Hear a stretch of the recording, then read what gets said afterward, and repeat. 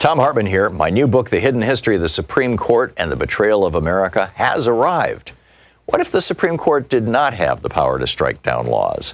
Discover the hidden history of judicial review and this scam called original intent. Learn how we can save the planet by modernizing the Supreme Court. And most important, how we can democratize the Supreme Court now before it's too late. From the time Americans wake up until the time we go to bed, everything we do, touch, ingest, breathe, and use has been touched by the Supreme Court. In this book, I lay out the history of the Supreme Court from Alexander Hamilton until how the court overstepped its constitutional powers. America does not belong to the kings and queens of the court. It belongs to the people. The Hidden History of the Supreme Court and the Betrayal of America is available now in fine bookstores everywhere.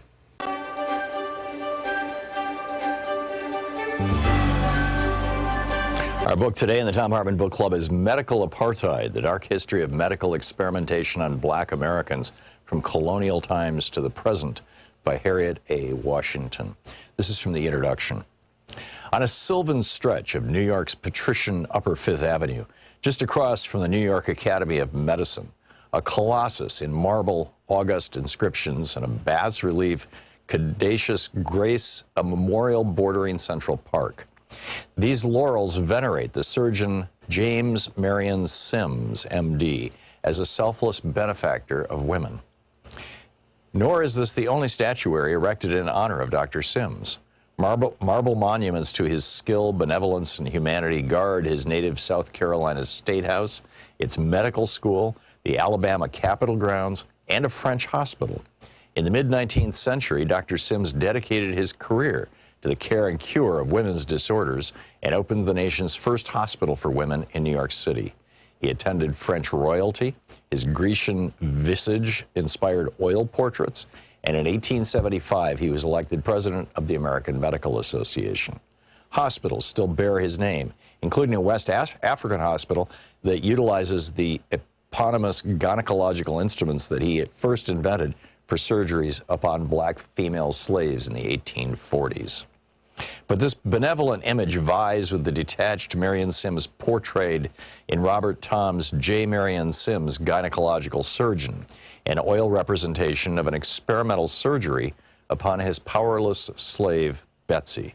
Sims stands aloof, arms folded, one hand holding a metroscope, the forerunner of the speculum, as he regards the kneeling woman in a coolly evaluative medical gaze. His tie and morning coat contrast with her simple servant's dress, head rag, and bare feet.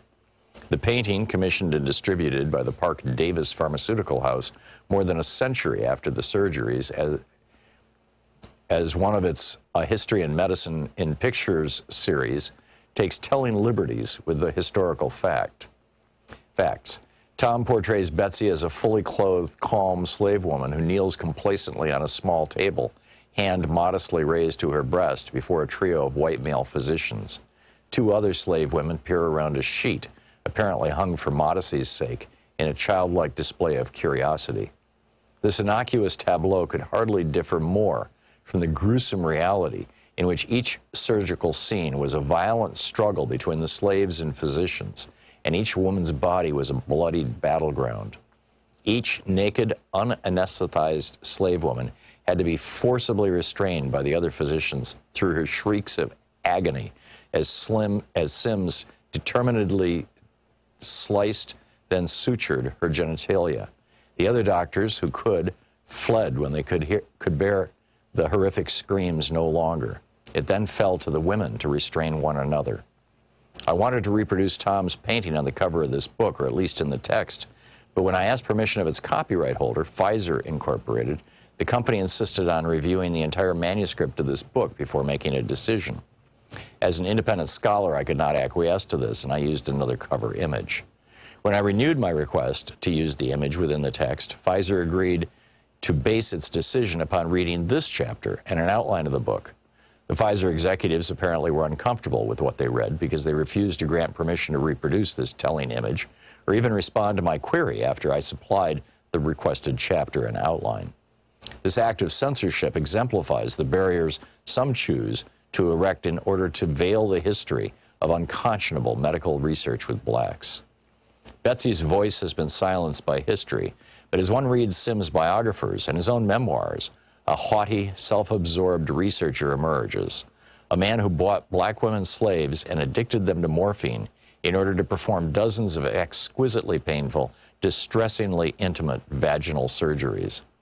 Not until he had experimented with his surgeries on Betsy and her fellow slaves for years did Sims essay to cure white women. Was Sims a savior or a sadist? It depends, I suppose, on the color of the women you ask. Marion Sims epitomizes the two faces, one benign, one malevolent, of American medical research. Quote, "Of all the forms of inequality, injustice in health is the most shocking and the most inhumane." In 1965, Martin Luther King Jr. spoke those words in Montgomery, Alabama, at the end of the Selma to Montgomery march that had been attended by the black and white physicians of the Medical Committee for Human Rights. King had invited the doctors not only to give medical help to injured marchers, but also to witness the abuse suffered at the hands of segregationists. With these almost unnoticed words, King ushered in a new era in civil rights because, as Delegate to Congress Donna Christensen Christian, MD, chair of the Congressional Black Caucus Health Brain Trust, has declared, health disparities are the civil rights issue of the 21st century. Thus, Dr. King's alarm over racial health injustice was prescient, and were he alive today, his concerns would be redoubled. Mounting evidence of the racial health divide confronts us everywhere we look, from doubled black infant death rates to African-American life expectancies that fall years behind whites. Infant mortality of African-Americans is twice that of whites. The book, Medical Apartheid by Harriet A. Washington. The book, 31-Day Food Revolution by Ocean Robbins.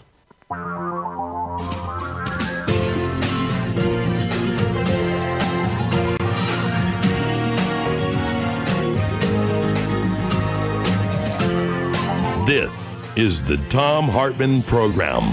And greetings, my friends, patriots, lovers of democracy, truth, and justice, believers in peace, freedom, and the American way.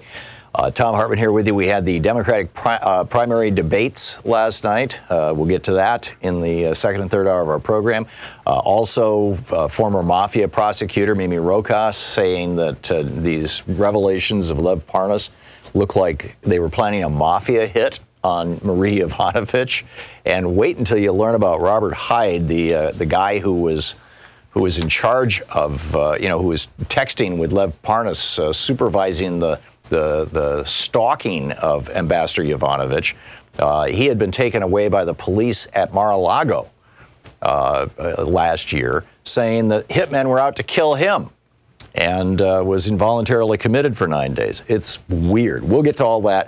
But first, our first hour Wednesday is almost always, and it is today also, Middays with Mark, Congressman Mark Pocan, the co-chair of the Congressional Progressive Caucus, the big cheese progressive who coincidentally represents Wisconsin in the U.S. House of Representatives, taking your calls for the hour at 202-808-9925. Congressman Pocan, welcome back. Oh, thanks, Tom. Glad to be here. So there's so much in the news, the stuff that I just mentioned. Plus, this morning, Nancy Pelosi announced who would be the House managers of the impeachment. We've got Sylvia Garcia, Jason Crow, Val Demings, Hakeem Jeffries, Zoe Lufgren, Jerry Nadler, and, of course, Adam Schiff. I'm curious your thoughts on any or all of it. Yeah, well, I think, first of all, sending over the articles today allows the Senate to begin their process, but I'm very glad that Nancy Pelosi held them back as long as she did, because a lot of additional information did come out, and hopefully we'll have a more fair trial in the Senate because of what she did. And now, with the managers, 4 of the 7, by the way, Tom, are members of the Congressional Progressive Caucus. So cool. We're happy to see that. And, this is now the moment for the Senate to prove whether they're going to take this seriously or not. So far, the signs haven't been great. They're really blocking the press out in a very substantial way in the Senate for this process. But the good news is the American people are really getting this. You look at the polling, and again, people understand that if anyone else in the country did something wrong and you had a witness who could say that you didn't do it, that you actually had someone to verify your innocence, you would have that witness testify. And the fact that they still can't do that in the Senate shows that it doesn't pass the smell test that most of the rest of the country lives by, rather than just people inside the Beltway. So Donald Trump is failing on this. I think how Mitch McConnell handles this could even be furthering our case. But even today, as you mentioned, more information has come out, and I think it's becoming harder and harder for people just to look the other way. Yeah. Last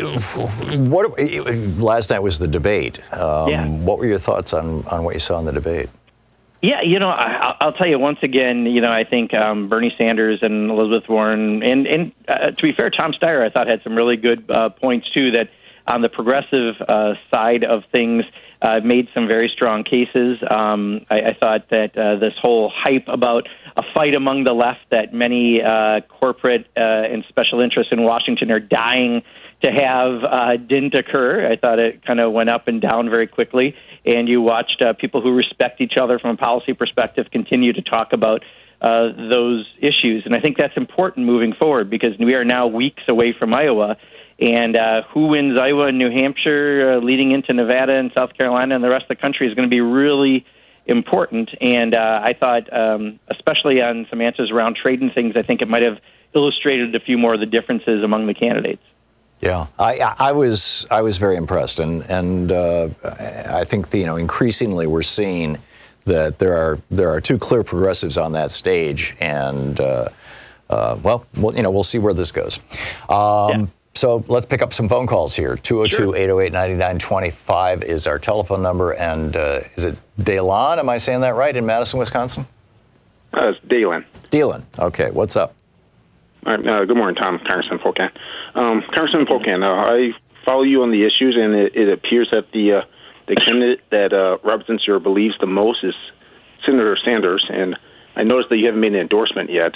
And I think that you would be an excellent surrogate and add incredible value to his campaign. So my question is, why have you not endorsed Senator Sanders yet, and will you be willing to endorse him?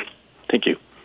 Yeah, Dalen, thanks for your question. First of all, I have enormous respect for Senator. I'm not going to necessarily say the timing today, but I think we will be looking very closely at this. But enormous respect for Bernie Sanders and Elizabeth Warren, absolutely moving forward. Lawrence in Washington, D.C. You're on the air with Congressman Pocan. Good afternoon, Congressman. My question, actually, maybe it's a statement, is that I heard you mention earlier that President Trump is not bringing any witnesses or something to that effect. And I'd like to just point out that in this particular case, he's the defendant. He doesn't have to do anything. If he doesn't want to bring a witness, that's his prerogative. It's up to the prosecutor, I guess in this case the House, to make their case. And if they do it, fine, but he doesn't have to bring any witnesses to show that he didn't do it. It's up to them to prove that he did. Yeah, Lawrence, that will be the talking point that Fox News will make in the coming weeks. The problem with that is the facts of the situation. When the president had a chance to do that in the House, he refused to participate in the process and didn't have any witnesses. And the only reason you wouldn't have a witness that says you're innocent is because you don't have anyone who can actually say that when they swear an oath that they could be put in jail for lying. So he clearly doesn't have anyone to put out any truth that he is innocent, and all the facts clearly show differently. Now in the Senate, it will be up to Mitch McConnell and others to try to make a case for the president. But right now, the case that's been made has impeached the president. That was the vote out of the House of Representatives. Hopefully, senators will take this seriously and not just rubber stamp what the president wants. But when Mitch McConnell said he's going to work hand in hand with the White House on this trial, that is not fair. No one believes that. And across America, people believe you need to have witnesses. And if you don't have a witness that says you're innocent, you're probably not innocent. So, Lawrence, I think your talking point will be repeated often on Fox News. The problem is thinking people will probably not buy it. Well, and also the partial transcript of his conversation with Ukrainian President Zelensky he comes right out and says, when Zelensky says we'd like to buy these weapons to protect ourselves from the Russians who are in our country now, Trump says, well, but I'd like a favor, or I want a favor, though. Do us a favor, words to that effect. And you would think that he would have to have an explanation for saying that. Right. I mean, it's like... Again, it's just like, go ahead. It's a common sense, Tom, right? I mean, if you or I got accused of a crime, we're at a gas station and someone said we didn't pay for our gas, and someone clearly saw us put our card in the machine and make an attempt, you're going to want that person to be able to say, no, I saw them, they actually did this. Right. You wouldn't not have anyone come forward. So in real America, where you can be prosecuted for crimes, that would happen. In the current White House we have, where the Department of Justice says you can't indict a sitting president, this is the process that we have, and clearly the president doesn't have anyone who can say he's innocent. So that alone should be, for common sense across the country, the biggest thing it says the president acted improperly, plus the multitude of evidence that was brought forward that got the impeachment vote in the House, and now we'll see how those things get brought up in the Senate. But if the Senate brushes this off and makes this a fake trial, I think this will really hurt Donald Trump and Senate Republicans in the long run. Yeah, it's called mounting a defense for a reason. Dan, in Prairie du Chien, Wisconsin, I'm not sure how to pronounce your town. Duchesne, thank you. You're on the air with Congressman Pocan. Is there any possibility for Al Franken and or Russ Feingold to return to politics? That's a good question, Dan. I'll tell you, 4 years ago, had we not had a 250,000 Dem voter drop-off in Wisconsin because I think of a lack of attention from the national ticket. The presidential nominee never came back to Wisconsin after the primaries. Russ Feingold would be a U.S. senator from Wisconsin. He was ahead in every single poll against Ron Johnson, and only because the drop-off of votes that happened. Al Franken, I'm enjoying his podcast right now. I don't know if he'll have a return, but you mentioned a couple of those populist progressives from the Midwest, and, I think that populist progressive message is what we need going into November. It would be great to have both of them back. Absolutely. It really would. Congressman Mark Pocan is with us for the hour, taking your calls. He's the co-chair of the Congressional Progressive Caucus. He represents the 2nd District of Wisconsin in the U.S. House of Representatives. His website is pocan.house.gov, and you can tweet him at @RepMarkPocan. We'll be right back with more of your calls for Congressman Pocan in just a moment. This is the Thom Hartmann Program. 16 minutes past the hour. It's Middays with Mark. Congressman Mark Pocan taking your calls.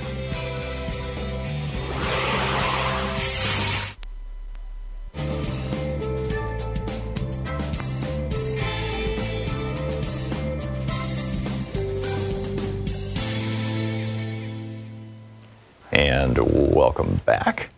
Let's see here. Paul in Lucerne, California. You're on the air with Congressman Pocan. Hey, Congressman. I'd like to ask a question. Sure. First of all, I'd like to thank you for being an awesome congressman and representing your constituents. That's awesome. But is there going to be an investigation about the latest email resolution about Rudy Giuliani and Les Parnas? And Les Parnas talking about how they're actually spying on the on the ambassador. They're keeping her under surveillance, and we could actually have her killed for a price. I mean, this is the president's attorney talking to someone about having an ambassador killed. And I read this on Democracy Now!, so I take a lot of faith in this. I believe this to be true. This is alarming. This is. And I want to know if there's going to be an investigation over this, because this is... I've never even read about anything like this. So let's get an answer, Paul. Yeah, Paul, I agree. I mean, it's very alarming. And again, this is all information that we might not have gotten had Nancy Pelosi not held up the articles of impeachment. So once again, that was a very smart decision. But I'm sure the committees are going to continue doing the oversight that they absolutely need to do on this president as we move forward. This is now the final step of the process for the impeachment. But that doesn't stop the at least 6 committees in the House from doing the work that they need to do, from the emoluments clause to the president's taxes to continued violations that are coming up through this other investigation. So, Paul, my hope is that this will all be happening, and it absolutely should. Rob in Mesa, Arizona, watching Free Speech TV. You're on the air with Congressman Pocan. Yes, Congressman Pocan. Well, I have a question on provisional ballots, but before I say that, just realize that if this president gets elected again, he might be the first president to be impeached twice. Anyways, my question is on provisional ballots and what's going on with the voter suppression. And is there anything happening at the federal level to basically require states to do follow-ups on provisional ballots to basically tell you if your vote counted, and if it did not, why? I'm just concerned that they're going to hand out a bunch of provisionals and no one will be counted. Yeah, Rob, we've passed a few measures from H.R. 1 to some very specific voting measures and sent them to the Senate. And as is happening all too often, Mitch McConnell is sitting on them and not allowing them up for a vote. And that's the concern. So you're not going to see, I don't think, this legislation necessarily moving from Mitch McConnell, which means we won't have some extra federal safeguards. Now, that doesn't mean you can't do things at the local and state level to still try to have those safeguards, and states, especially where you can, you should be moving to get those measures in place. But I am not hopeful when it comes to Mitch McConnell doing any bit of the right thing in the months to come, even though this should be a complete no-brainer and nonpartisan. We're 20 seconds from the break. Provisional ballots were invented essentially by the Help America Vote Act of 2002. Do these pieces of legislation essentially amend that? I would have to go back and check because we passed that one almost a year ago, I think, Tom. So I'd have to double check on provisional ballots specifically. But there were a whole lot of other measures affecting fair elections that were included in both of the two major bills that we did pass out of the House. Yeah, those are legislation that I keep meaning to dig out and read and keep getting busy and not getting to. So. Yeah. Oh, I hear you. Yeah. We'll be back with more of Congressman Mark Pocan taking your calls on Middays with Mark here on the Thom Hartmann Program. It's 21 minutes past the hour.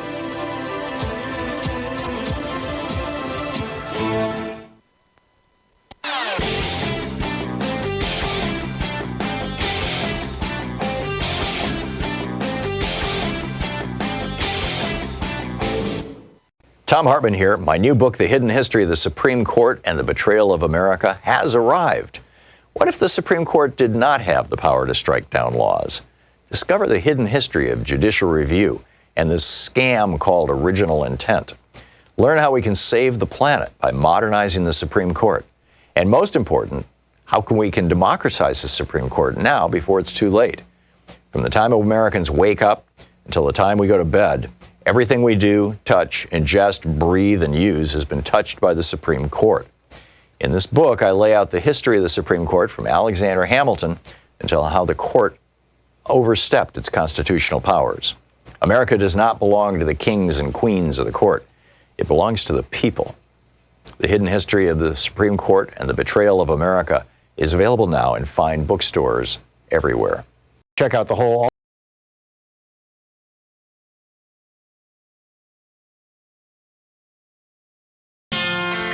Welcome back. Congressman Mark Pocan is taking your calls for the hour here on Middays with Mark. And Stephen in San Francisco, you're on the air with Congressman Pocan. Oh, thank you, Tom. Congressman, what was that? The Parnas thing I was going to ask you. Why isn't it on the mainstream media right now? This is just a cracking story here of possible hits.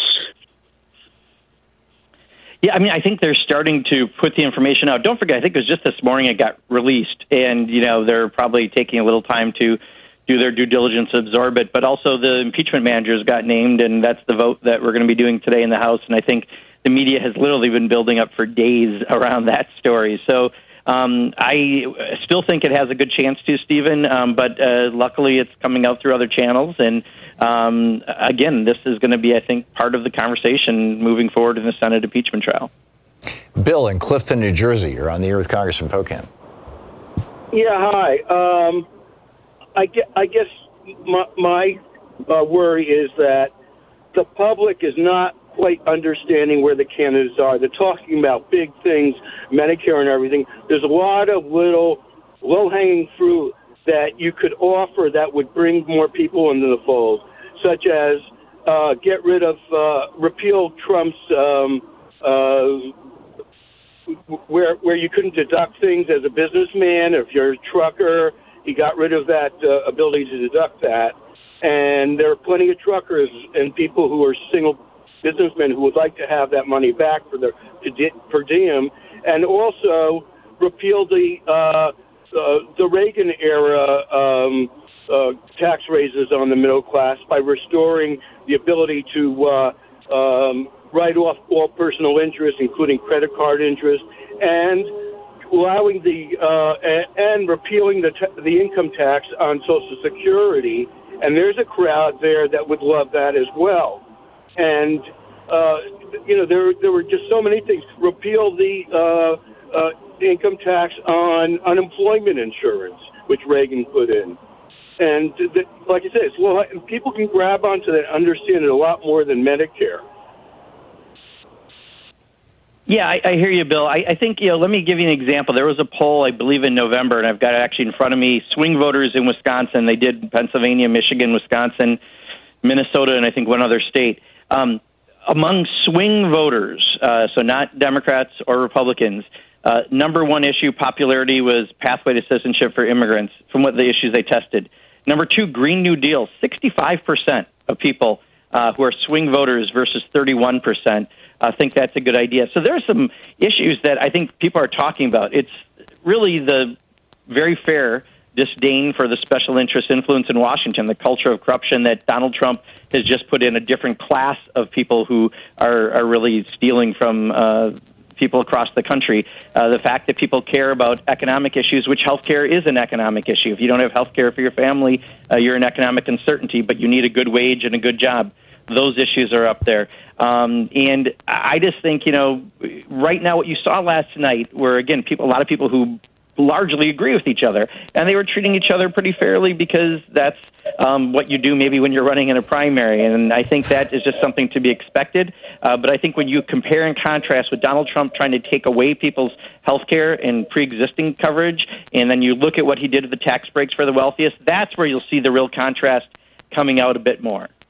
Mike, in Truth or Consequence. Oh, hey, Mike, hold on. I'm going to put you back on hold. Congressman, I'm sorry. I just realized we have 30 seconds to a hard break that I can't control. Sure. So further thoughts on that? Just again, I do think, because I watched a few commentators talk about last night's debate, and I really think, one of the things that you saw were Democrats realizing they're not going to attack each other, that they're going to attack Donald Trump, which is different than we saw in the first debates.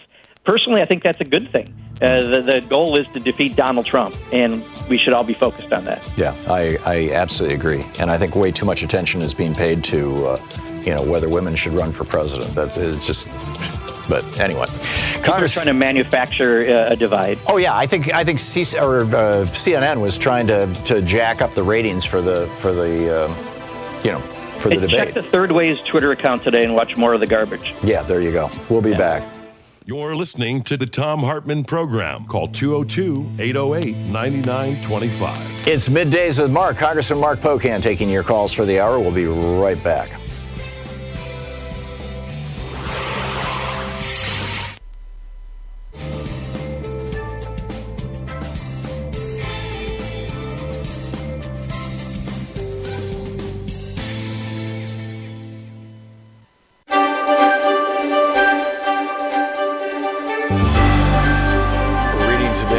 Guns for Hire, how the CIA and U.S. Army recruit mercenaries for white Rhodesia. It's a historical reprint of what appears to be a 1979 pamphlet, basically. This is from the introduction. It does have an ISBN number. It is available in book sources. In Zimbabwe, Rhodesia, actually this must have been published post-1980 because they're referencing Zimbabwe. In Zimbabwe, Rhodesia, 270,000 white settlers, mostly immigrated since World War II, controlled the government and economy, ruling over the 7 million black Africans. The Zimbabweans cannot vote. They have been forced off the bulk of the arable land, and they have no democratic rights whatsoever. All labor performance in Zimbabwe is black labor, and it is intensely exploited, often at less than subsistence wages. Zimbabweans have been fighting European invaders since the early 17th century. Since the 1890s, they have been directly ruled by Europeans, at first in the form of a private British corporation, the British South Africa Company. Since 1923, direct political rule has been in the hands of the white settlers. currently led by Ian Smith and his fascist Rhodesian Front Party. It's important to note that the white settlers were originally given this direct local power as a, quote, self-governing colony of the British government, thereby creating a master-caretaker relationship. During these past 80-odd years, Western imperialism, the multinational corporations of the United States, Britain, and South Africa, has extracted huge profits from the exploited and oppressed Zimbabwean population via the subsidiaries of the Anglo-Americans, Lonrho, Amax, AMAX, Union Carbide, Mobil, ITT, and other corporations. They fully intend to continue doing so as long as they can. The white settler minority has been rewarded for their violent subjugation of the Zimbabwean people with perhaps the highest national standard of living in the world. Sir Roy Walensky, the former Prime Minister of the Central African Federation, which included what is now Rhodesia, once said, "This man Smith has an appeal. It's the appeal of an easy life. For $6,000 a year, you can have 5 servants, a swimming pool, and a lot." Beginning during the early 1960s, however, the Zimbabwean nationalist forces under the leadership of the Zimbabwe African National Union, ZANU, evolved the strategy of guerrilla war to liberate their people and land. It is proving to be very successful. There are 20,000 guerrillas in base camps in Tanzania and Mozambique, over 3,000 in Zimbabwe itself, and this number is continually rising. In a meeting between Stephen Solars, a U.S. congressman, and the ZANU guerrilla leaders, they were reported to reject the possibility of enlisting the assistance of Cuban or other foreign troops, declaring that if we cannot liberate ourselves, we do not deserve to be liberated.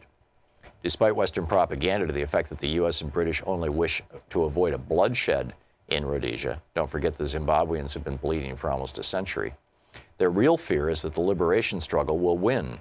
With this victory in sight, it is not surprising that the counterattack by the Smith regime has become more vicious and brutal. Actually, this must have been published pre-1980, because this is when Smith was still in power in Rhodesia. More than 250,000 rural Zimbabweans have been forced into concentration camps. Terrorist raids have been conducted against Zimbabwean refugees in Mozambique. Dusk to dawn shoot-on-sight curfews have been instituted and enforced in the border areas. And escalating counterinsurgency attacks have been launched against the military arm of the liberation struggle, the Zimbabwean People's Army, ZIPA. It is crucial for Westerners to understand that the Smith regime has not stood alone in this barbaric campaign.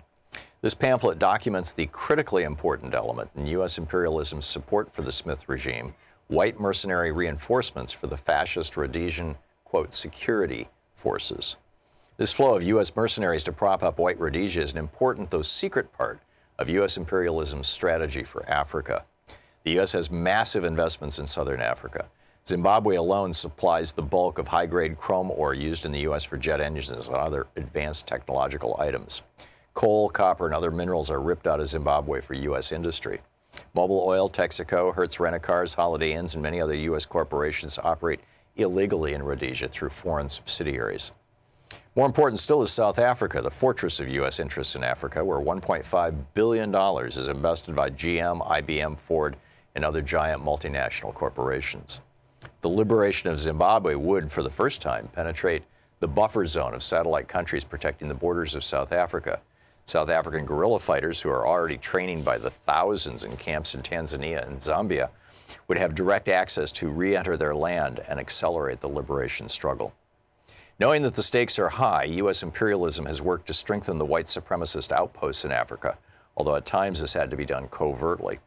In 1970, the Nixon White House approved Henry Kissinger's Operation Tar Baby strategy, based on Option 2 of the Secret National Security Study Memorandum No. 39. This strategy essentially called for covert military assistance, including direct exchanges, so that South African troops could be trained in the U.S. in specialized tactics and weapons.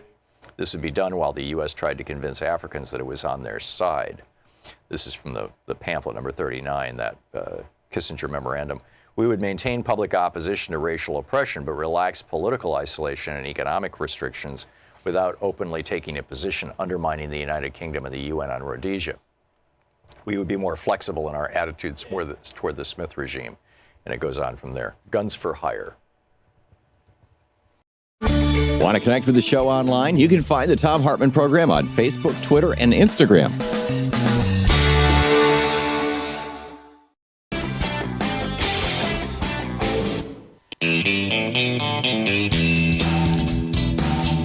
Welcome back to the Thom Hartmann Program. It's Middays with Mark. Congressman Mark Pocan taking your calls for the hour. And Alan in Bellevue, Washington, you're on the air with Congressman Pocan. Hello. Hey, Alan, you're on the air. Oh, thank you so much. Congressman Pocan, I am reading that the administration is thinking of yet another tax cut for the middle class, like the last one worked out so well.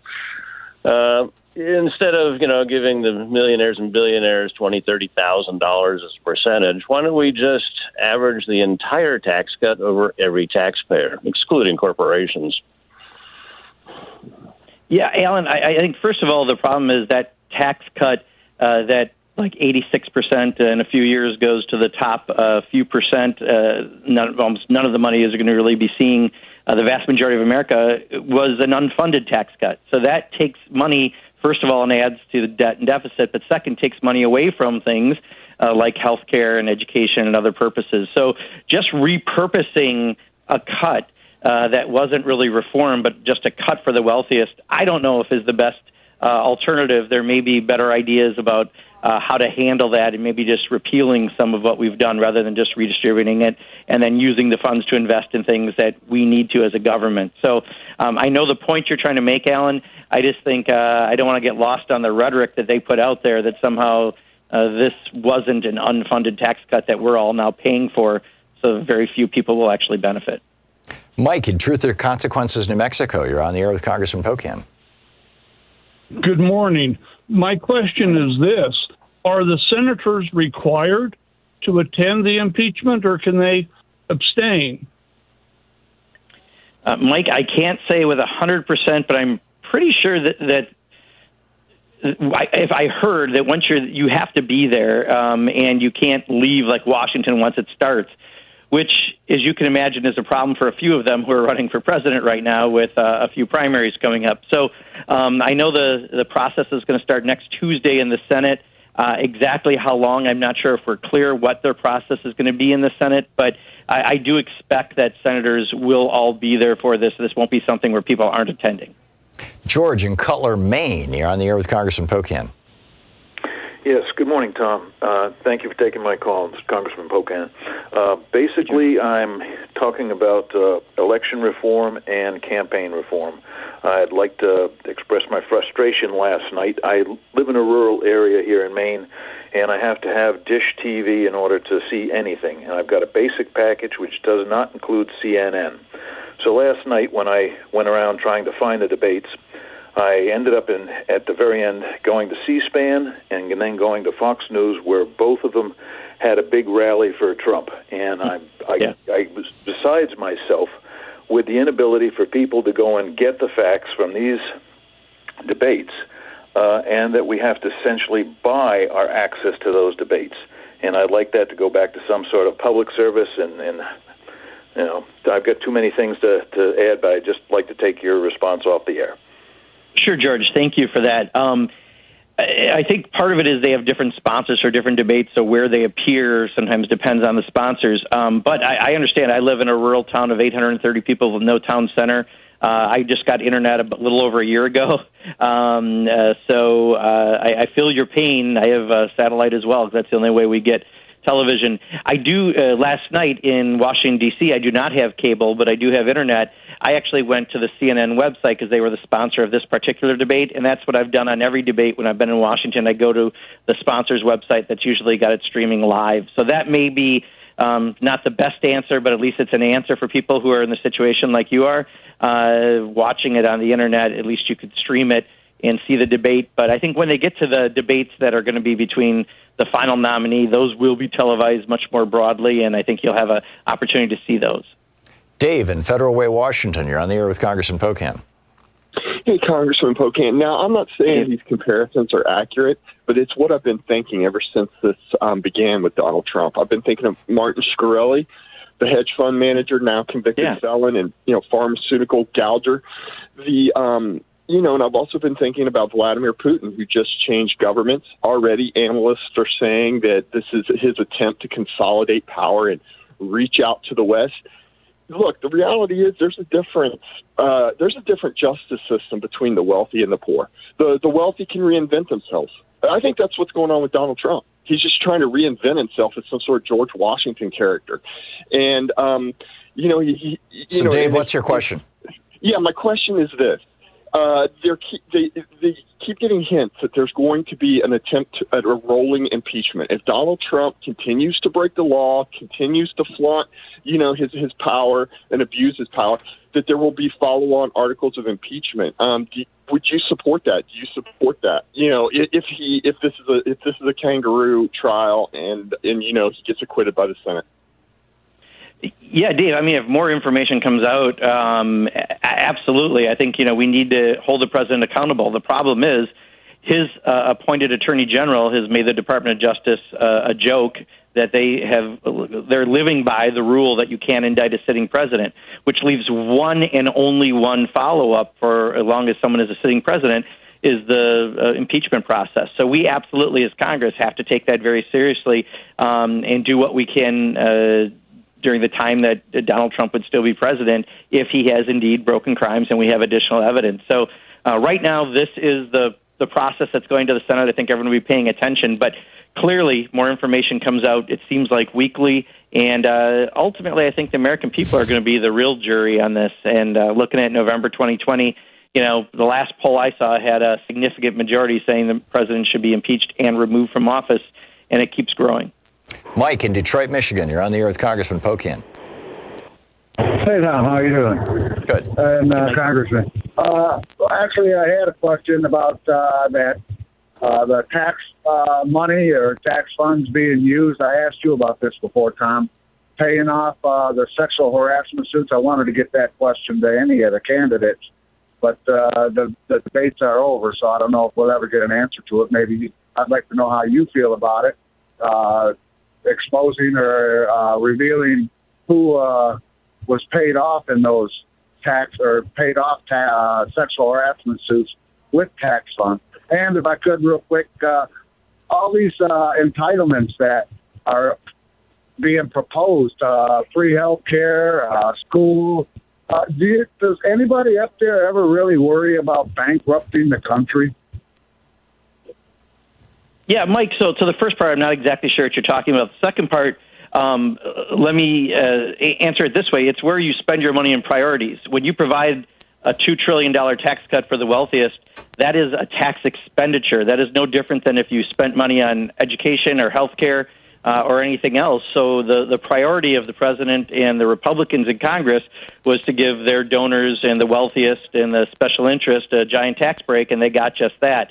Also, I would argue we need to trim back our defense spending, and all of those things can go to pay for programs that would help real people, like things like healthcare and education. So it's really a matter of priorities. And nothing about bankrupting. That's rhetoric that comes out of Fox News. But the reality is when you do a tax cut that costs $2 trillion and benefits a very, very, very small amount of people, that's just a bad idea. But it's an expenditure that could have gone to valuable purposes. Carmen, or is it Carmine, in Whitefish, Montana. You're on the air with Congressman Pocan. Oh, nice to speak to you, Congressman. What I wanted to know was, I'm a veteran, and I've added 3 tours in Vietnam, and I love this country. I consider this country now the United States of Russia, and I consider our supreme leader Putin, and I consider his sock puppet Trump.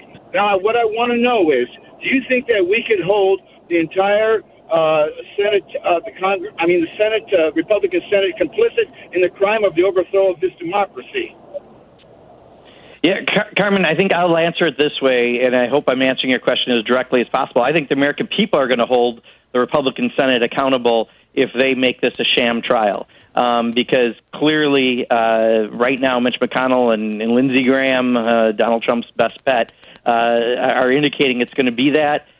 But at the end of the day, the people have the ultimate vote in November, and elections have consequences, and we just need to make sure that we're all as pissed off as you are right now and getting out and getting voters out. I mean, in Wisconsin in 2016, when you had a 250,000 Dem voter drop-off, elections had consequences. Donald Trump won by 23,000 votes, and that's where our Electoral College votes went. So we have to watch closely like you're doing. We have to be outraged if that's what they do. Claudio in Wethersfield, Connecticut. You're on the air with Congressman Pocan. Thank you. Thank you for having my question, Congressman. I'm from Connecticut, Congressman, and here's the question that I have. It's reconciling the fact that I live in a state that has we're one of the top states for income inequality, and I'm a big believer in the Medicare for All. I'm a big Sanders fan, and the majority of the people in my state are going to try to stay centrist because we're really reliant on the military-industrial complex. We got huge companies, United Technologies, Lockheed Martin, Electric Boat, and then on the pharmaceutical side, we got the Pfizers. For the insurance industry, we're the insurance capital of the world. How are you going to reconcile that you're going to be able to do something to help people when our political people, it's in their best interest to basically stop doing things that would help people? Because if you remember, Joe Lieberman, who came from my state, we didn't get a public option under Obama because he was ready to filibuster it. And it's a big, big decision because right now in Connecticut, they're squeezing the middle class so much because we have a huge debt service that we have to have because of our liabilities, because we're really a union-run state that we have to pay that.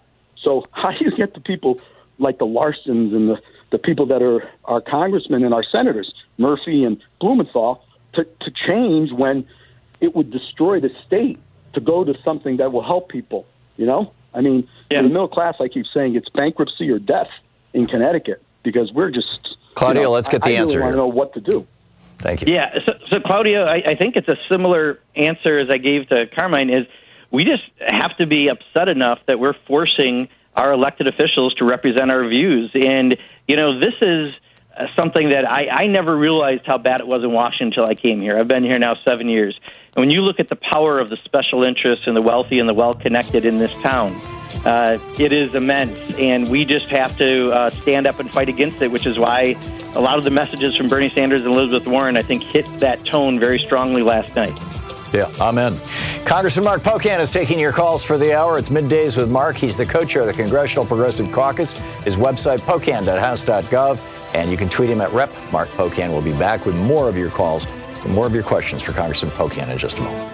You're listening to Thom Hartmann. Visit thomhartmann.com for audio and video archive. Middays with Mark here on the Thom Hartmann program. We'll be back with more of your questions for Congressman Pocan in just a moment.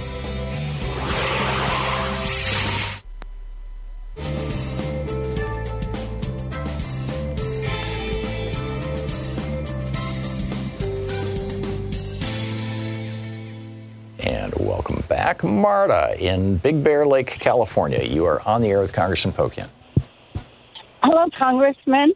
My question is, since the best independent estimates are that we would save between $2 and $5 trillion over 10 years, should we implement Medicare for all?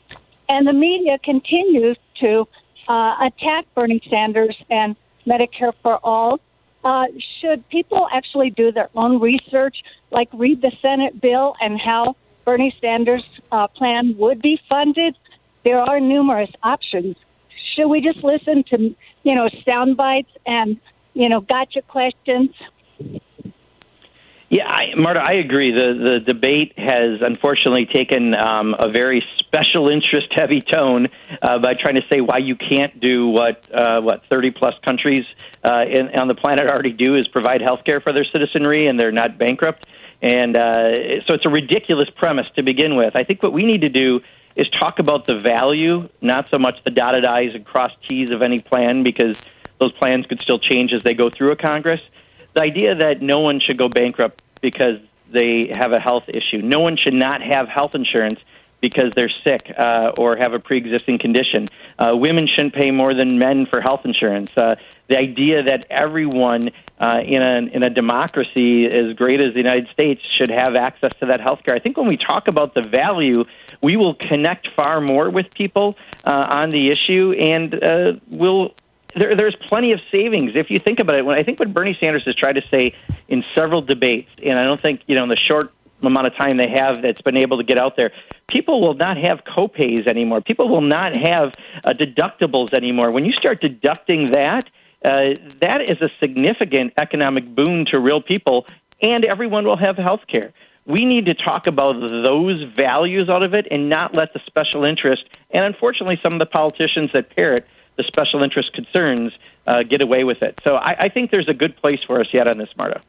Gail in Antelope, California. You're on the air with Congressman Pocan. We just have a minute and 20 seconds to the break. Gail. I'll be really fast. First of all, thank you, Congressman Pocan, for your work. I have a question. Can the Congress file a censure motion against that Mike Pompeo? I was very alarmed about what went on with that Maria Ivanovich. It really sounds like they were planning on assassinating her, and it's his job to protect her. So can you file a censure motion against him and also that evil box troll of an attorney general? I'll take my answer off the air. Thank you. Yeah, Gail, the simple answer is I'm sure we could. There's a lot of people you can file censure resolutions against. I think what we all need to remember is this information just came out, right? And let's have a chance to look at it and see how people respond and what the committees might be able to do. But this is all a couple hours old. But just to your exact question, I'm sure we could censure a number of officials if we chose to. I think right now we're really just trying to get the truth out and then, again, show what Donald Trump and his administration have essentially been complicit with. Would, a further investigation of these documents that Lev Parnas released, would that be done in the House by the Intelligence Committee? Intelligence, possibly Judiciary would be my two that I would, and first, guess, take a look at. She was an ambassador, too. Would that be foreign something or other? Yeah, it could be under Elliot Engel's committee as well. So that's part of, this being a couple hours old, why we will have more information, I think, as time comes on. Yeah, there you go. It's 10 minutes before the hour. We'll be right back with more of your calls for Congressman Mark Pocan on Middays with Mark, right here on the Thom Hartmann Program. Talk media for the sane among us. We'll be right back.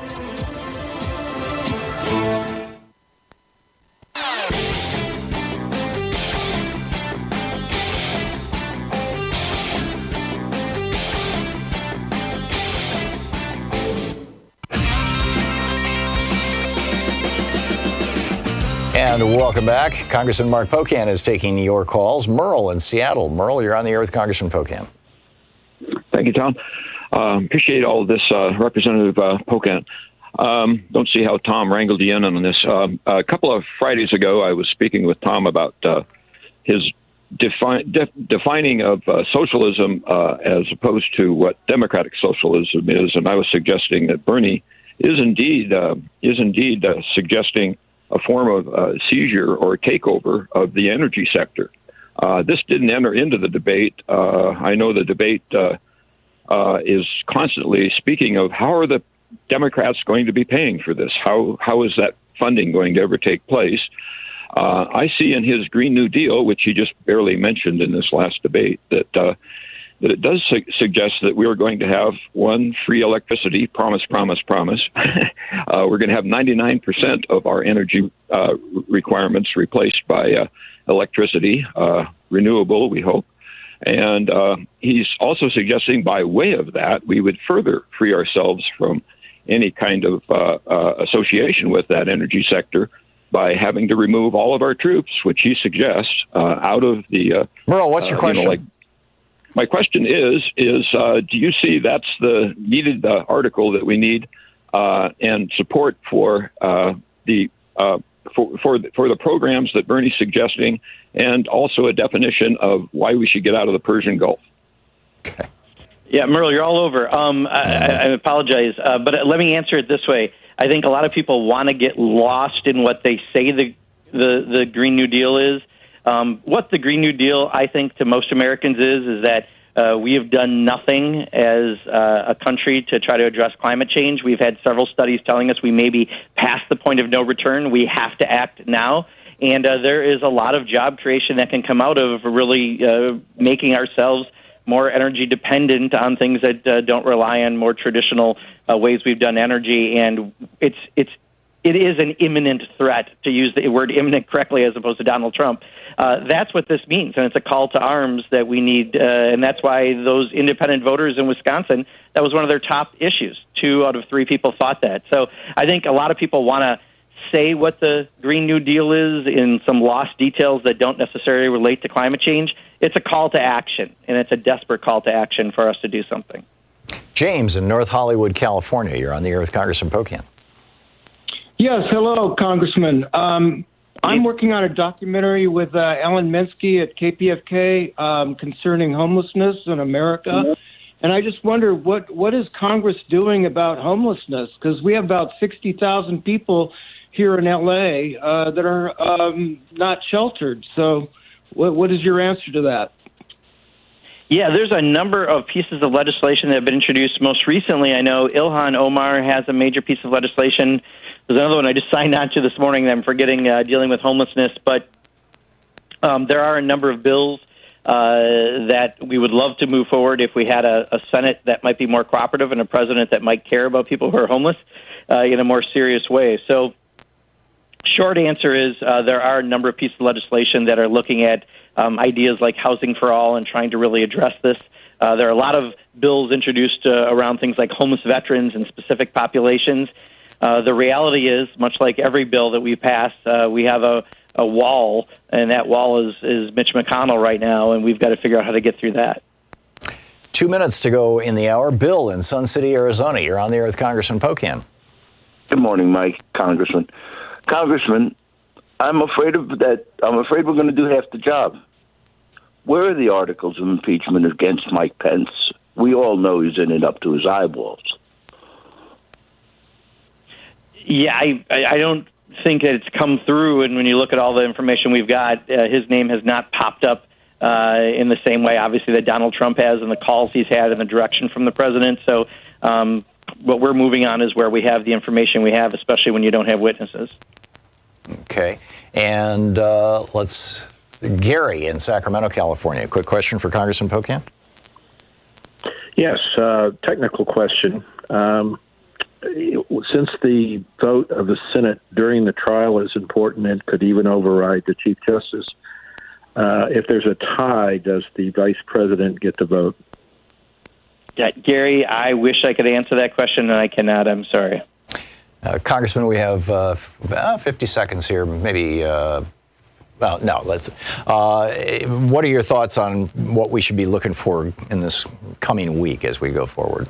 Yeah, I can't speak for the Senate because they're going to be here, but for the House, next week we are in district. So this is another great chance to talk to your House representatives, see if they have town halls, try to get together and be heard.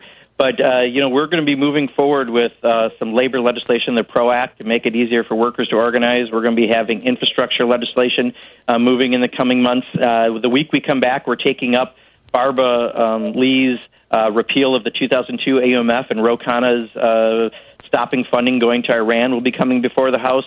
There's a lot of activity happening, especially in the House of Representatives, so be heard and contact your members of Congress so that you can get your views across. Get out there and show up for town halls and things like that, right? Be an active participant in democracy. There you go.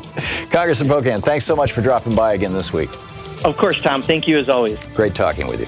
And Congressman Pocan's website is pocan.house.gov. You can tweet him at Rep. Mark Pocan. He's the co-chair of the Congressional Progressive Caucus and represents the 2nd District of Wisconsin. We'll be right back.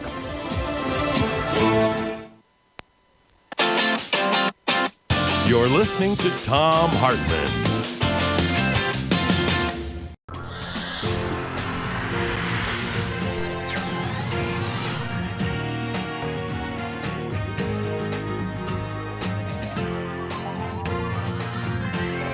We say fight back!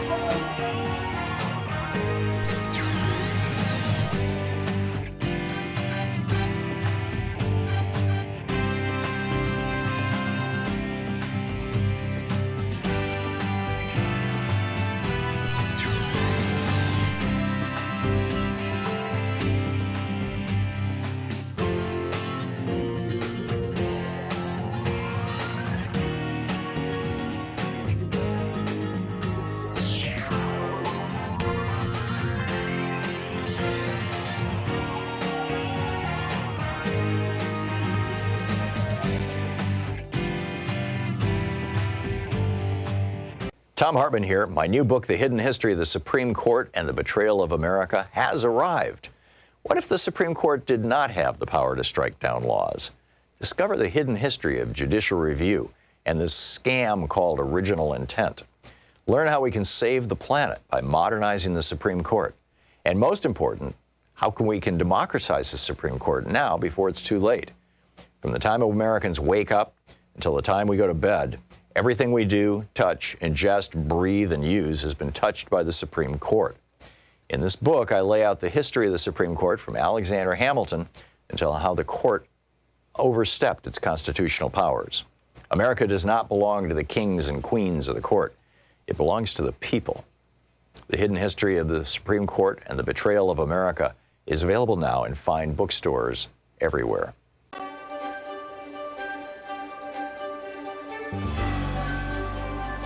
Our book today in the Thom Hartmann Book Club is Medical Apartheid, the Dark History of Medical Experimentation on Black Americans from Colonial Times to the Present by Harriet A. Washington. This is from the introduction. On a sylvan stretch of New York's patrician Upper Fifth Avenue, just across from the New York Academy of Medicine, a colossus in marble, august inscriptions, and a bas-relief caduceus grace a memorial bordering Central Park.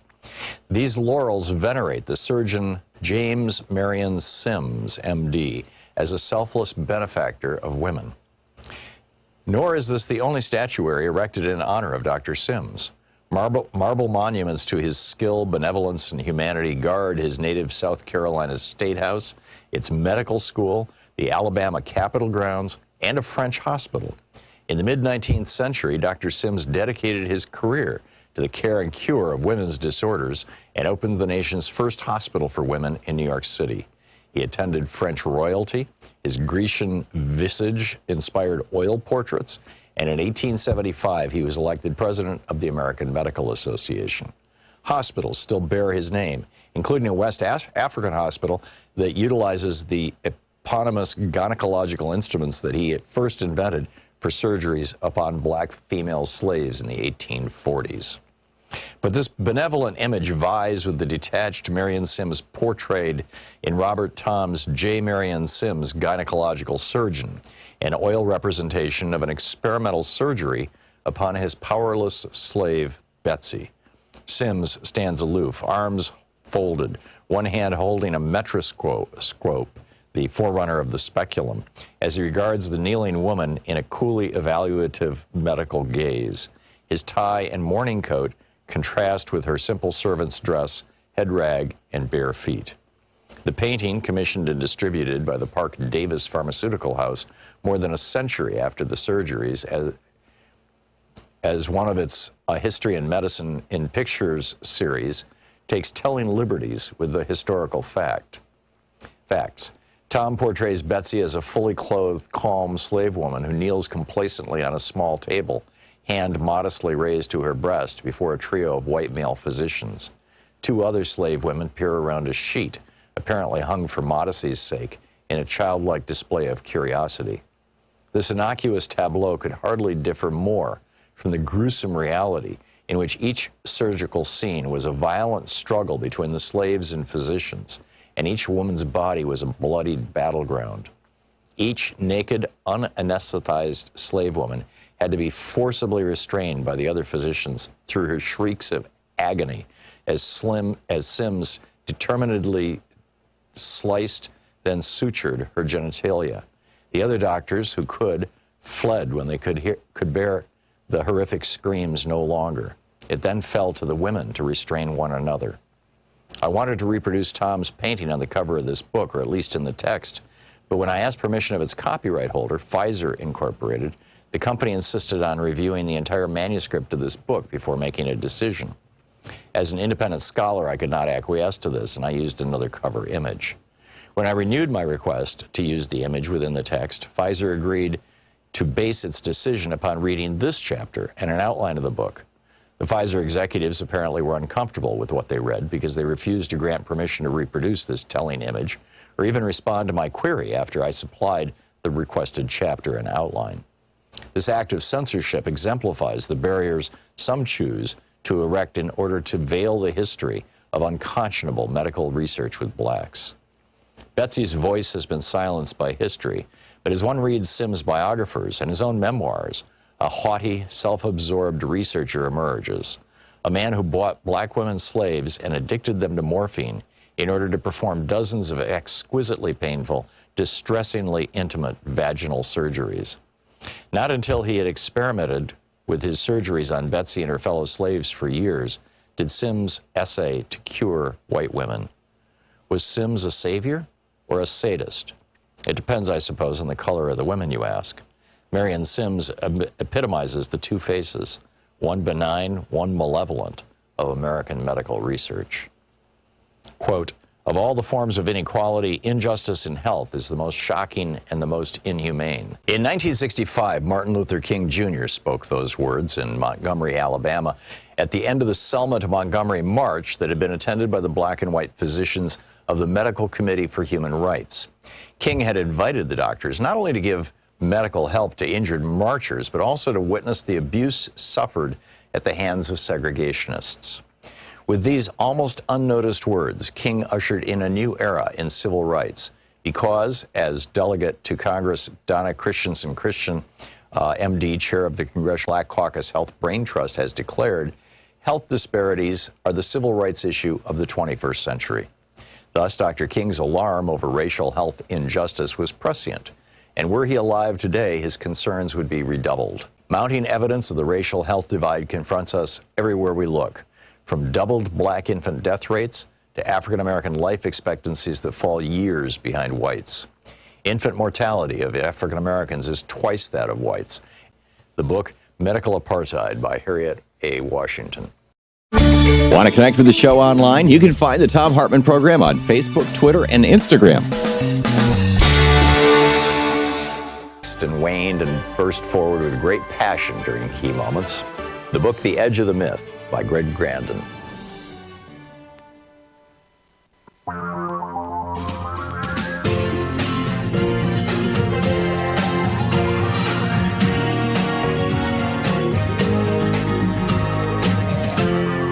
This is the Thom Hartmann Program.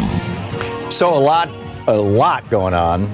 Nancy Pelosi is delivering the articles of impeachment to the Senate. She's speaking right now in the House. Kevin McCarthy gave a long speech 15, 20 minutes ago talking about how this is just, a witch hunt, right? But the people who are going to handle the impeachment have been named: Adam Schiff, Jerry Nadler, Zoe Lofgren, Hakeem Jeffries, Val Demings, Jason Crow, and Sylvia Garcia. Some of these folks, most of us are not all that familiar with. For me, Garcia and Crow, I frankly don't know anything about them. Zoe Lofgren, I believe, was in Congress during Bill Clinton's impeachment, but I may be wrong on that. But I think she's been around for quite a while. So, we'll see where it goes. But in the meantime, as the Senate gets ready for the trial, Mitch McConnell has put into place another layer of cover-up. They're going to make it almost impossible for reporters to report on the impeachment trial. If nobody reports, it's the old, if a tree falls in the woods and no one hears it, does it make a sound? Well, if the Senate holds a trial and there are no reporters in the Senate, do we know anything about the trial? If the only way we can watch the trial is on C-SPAN. This is breaking news. It's kind of electrifying Capitol Hill and the Washington Press Corps right now. Catherine Tully McManus wrote a piece about it for Roll Call. The headline, Impeachment Trial Security Crackdown Will Limit Capitol Press Access. The Senate Sergeant-at-Arms and Capitol Police are launching an unprecedented crackdown on the Capitol Press Corps for the impeachment trial of Donald Trump. Now, unprecedented, absolutely. There was no limiting of the press during the Clinton impeachment. So what are they going to do? They're basically saying that reporters may not come into the Senate during the impeachment hearing. They may not interact with the members of the Senate. They can't follow people around. They can't ask them questions. They can't go on the floor. There is going to be a press pen, they're calling it, on the second floor of the Senate, kind of out of sight and out of mind. And if a reporter wants to be in the Senate, in the Capitol building during the impeachment, they have to stay in that press pen, and they have to be escorted to it and from it. This is mind-boggling. There's a group of reporters who are all credentialed in the House and Senate. They've been through the security checks and everything, right? And they're just regular reporters who regularly show up there. And they have this group called the Standing Committee of Correspondence, which is kind of their trade association, as it were. And they are screaming about this. They just said that, this was done without any explanation of how the restrictions might contribute to safety rather than simply limit coverage of the trial. Well, obviously, it's intended to limit coverage of the trial. It's just very straightforward stuff. Meanwhile, we're discovering, just insane stuff that came out of this release of Lev Parnas's iPhone and text messages. The star of the show seems to be this guy Robert Hyde, Hyde, who lives in Connecticut but spends a lot of time down in Florida. Remember the Chinese woman, and I mean, literally from China, who owned some massage parlors down in Florida that I think she owned one of the ones that, one of Trump's buddies got busted at, in a prostitution hit, all this kind of stuff. She was introduced to Donald Trump at Mar-a-Lago by another Mar-a-Lago member, and that's this guy Robert Hyde, and he's the one who was texting with Lev Parnas, and he was keeping Lev Parnas up to date on where Marie Yovanovitch was. Marie Yovanovitch was our ambassador in Ukraine to Ukraine. And Lev Parnas, of course, was one of these, Lev and Igor, these two Ukrainian-born, I believe they were both born in Ukraine. They were both born in the former Soviet Union, in any case. Now American citizens who were arrested trying to flee the country on one-way tickets out of the country. And now he has been charged with funneling several $100,000 from Russia into the Trump campaign, which is illegal. So that's what he got busted for. And he's trying to get out of the charges by saying, well, here's the information. And it's like some kind of a mob hit or something. It's just, which is what Mimi Rocha, the former federal prosecutor, called it on MSNBC last night. But this is, Robert Hyde, this is just an amazing story. Over at Yahoo News, there's Catherine Garcia wrote, about how Natasha Bertrand was saying, this certainly makes it sound like Parnas and company were actively tracking Yovanovitch's movements.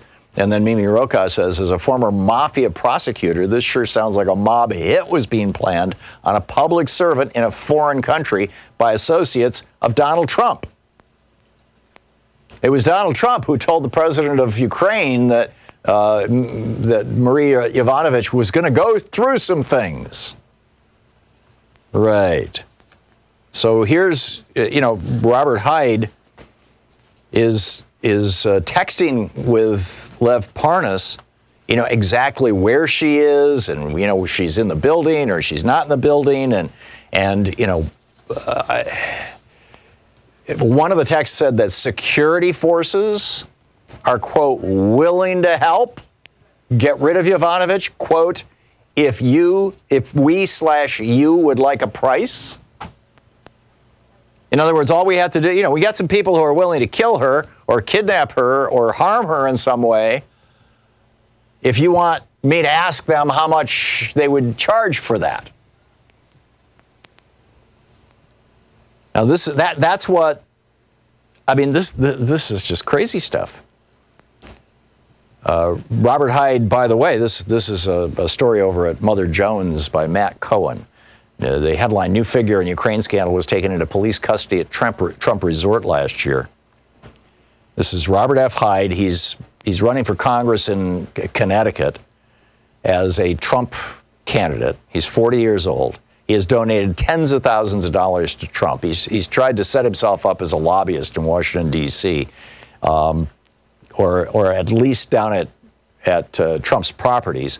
He's got all kinds of pictures of himself with Trump, with Ivanka, with Don Jr., with Eric, with Mike Pence, Jim Jordan, Roger Stone, Florida Governor Ron DeSantis. He did PR work for this woman who owned the massage parlors.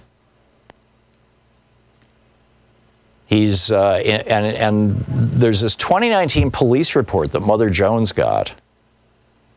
And quoting from the article about it, that Hyde had a disturbing episode at a Trump resort for which he had to be taken into custody by police and brought to a medical facility under a state law that allows for involuntary confinement.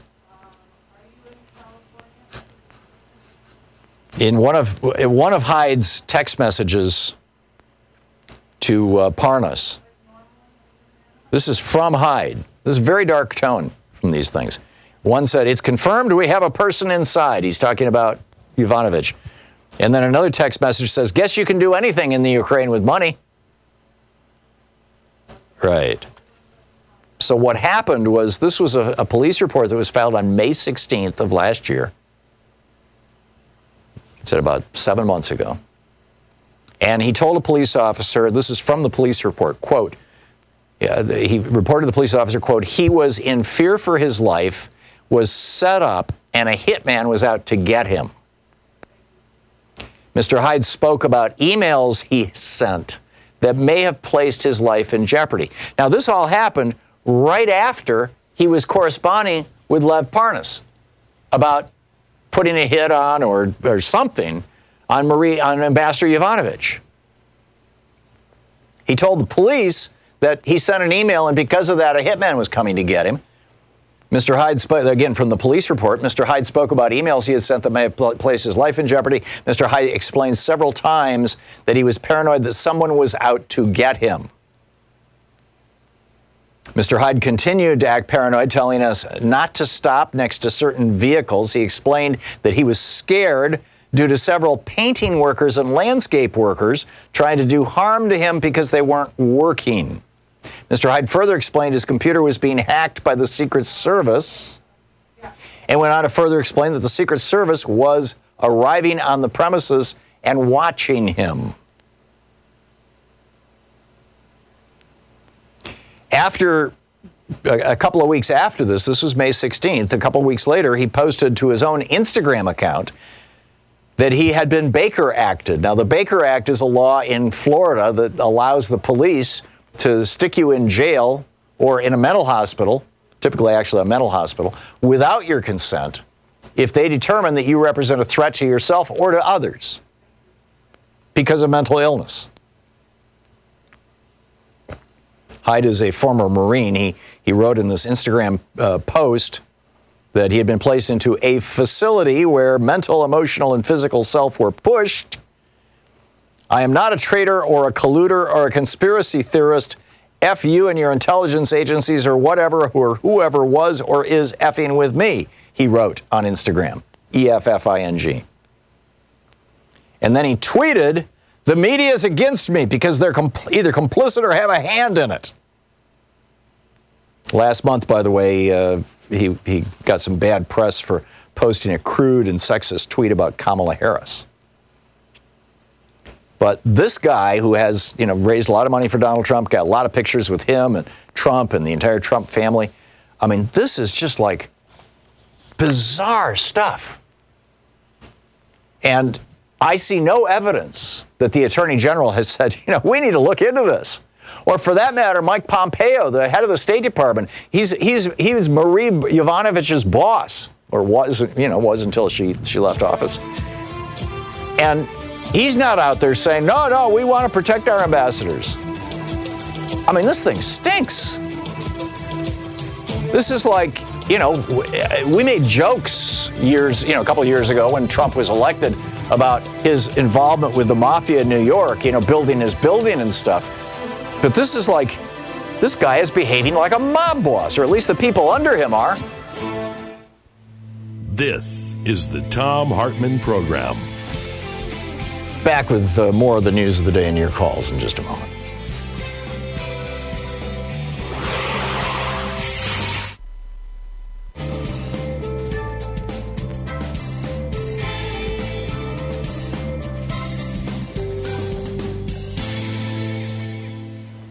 And welcome back. John in Hinesburg, Vermont? Or Hinsburg? Hey, man, how are you? Hinesburg. Hey, I'm fine. What's up, John? Well, you're a Vermonter, right? Well, I lived there for 10 years.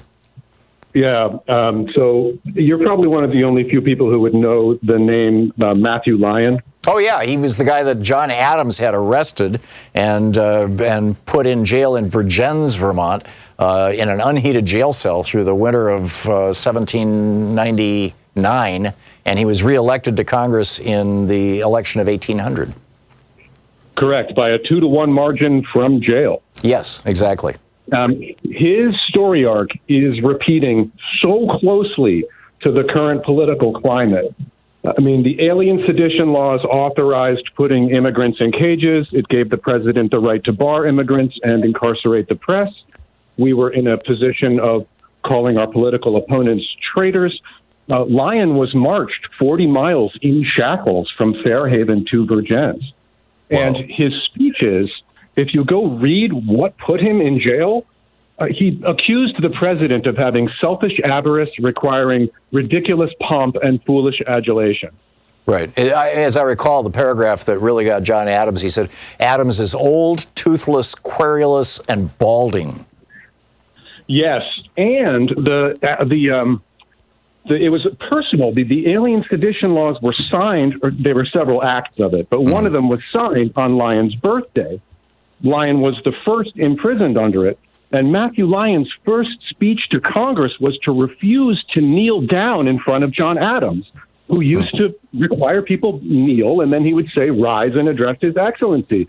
So Lyon gets there, refuses to genuflect, and it starts off this, massive power play with the Federalists.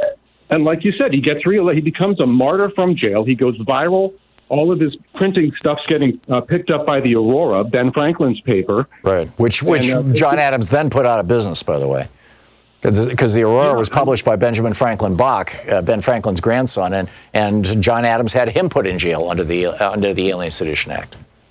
Right, and they used to have, charge more. The post office would charge more for shipping the Republican newspapers, the Democratic Republican newspapers, than the Federalist newspaper. And we've seen the same thing where Trump's like, Amazon and the post office. Gee, I don't know. Yeah. And his printing press, the name of his paper, The Scourge of Aristocracy. If you read the articles from that, it's right now. What's a good source for that, John? If somebody wanted to dig deeper into Matthew Lyon's life. Well, okay, so I don't want to be self-serving. Feel free. So, just with your permission, some friends and I actually wrote a musical about him, and so I did a ton of research about him. And so if you Google Matthew Lyon, you come up with that. That's just how I storytell. So that was the first place I went. It's Lyon, Matthew Lyon. Lyon, Matthew Lyon, and I'm telling you, it's right now. It is right now. Yeah. Remarkable stuff. Yeah. Okay, John, thank you very much for the call. That's Hey, Tom. Yeah. Thank you, man. I really appreciate it. Yeah, good talking with you. It's an amazing story. It really is. It really and truly is. I tell the story of Matthew Lyon in my book, We the People, which is out of print now, but you can buy used copies online if you're curious. It's actually an illustrated book. It's got cartoons and things in it as well. But Matthew Lyon's story is in there. That's when I first learned about it, when I was researching for that book. It's amazing. We'll be back. It's 22 minutes past the hour.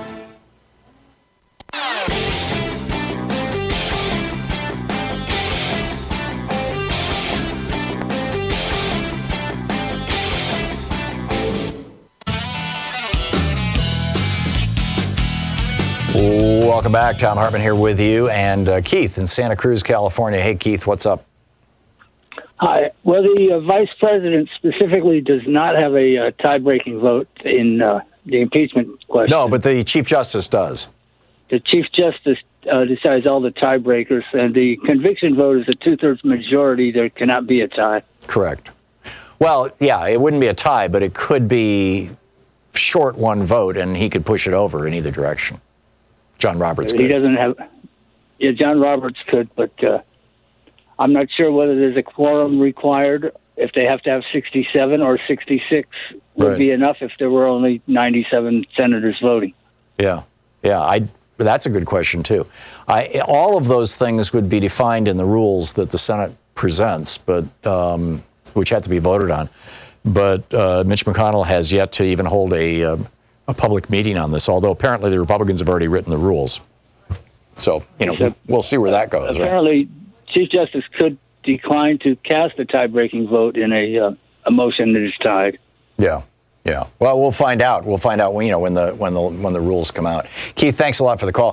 Guy in Placentia, California. Hey, Guy, what's up? Good afternoon, Tom. Tom, my concern is, should a miracle occur and Trump actually get convicted by the Senate, if the Senate grew a few huevos and actually did the right thing, that we'd be headed for the same situation that we were with in Nixon. I don't want to see Trump convicted and then a half a dozen senators walk into the White House and say, hey, buddy, I think you need to resign because we just don't have the votes. And I don't want to see him get a get-out-of-jail-free card. I want him to be held accountable. What keeps that from happening? Well, principally right now it's Bill Barr, and as Attorney General is preventing any kind of injustice or even actual investigations of what Trump is doing. Instead, he's investigating the investigators. In terms of what goes on in the Senate, I mean, we unfortunately, as Reagan famously said, elections have consequences, and Mitch McConnell is running the Senate right now, and so he's going to get to do whatever he wants. There is a fairly substantial question about what will happen if Trump refuses to leave office. Thanks a lot for the call. Gene in Andover, Minnesota. Hey, Gene, what's up? Hi, Tom. Just wanted to make an observation, if I could.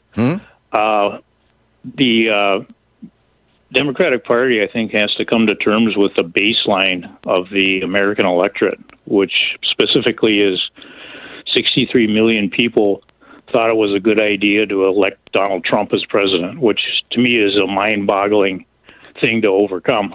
So, see, I don't think that that's going to happen again, Gene. I really don't think that he is electable right now. I would bet that a third, at least, of those 63 million people voted for him thinking, A, that it was a throwaway vote, but B, even if he gets elected president, hey, the guy says no more stupid wars. I'm down with that. The guy says bring back our jobs. I'm down with that.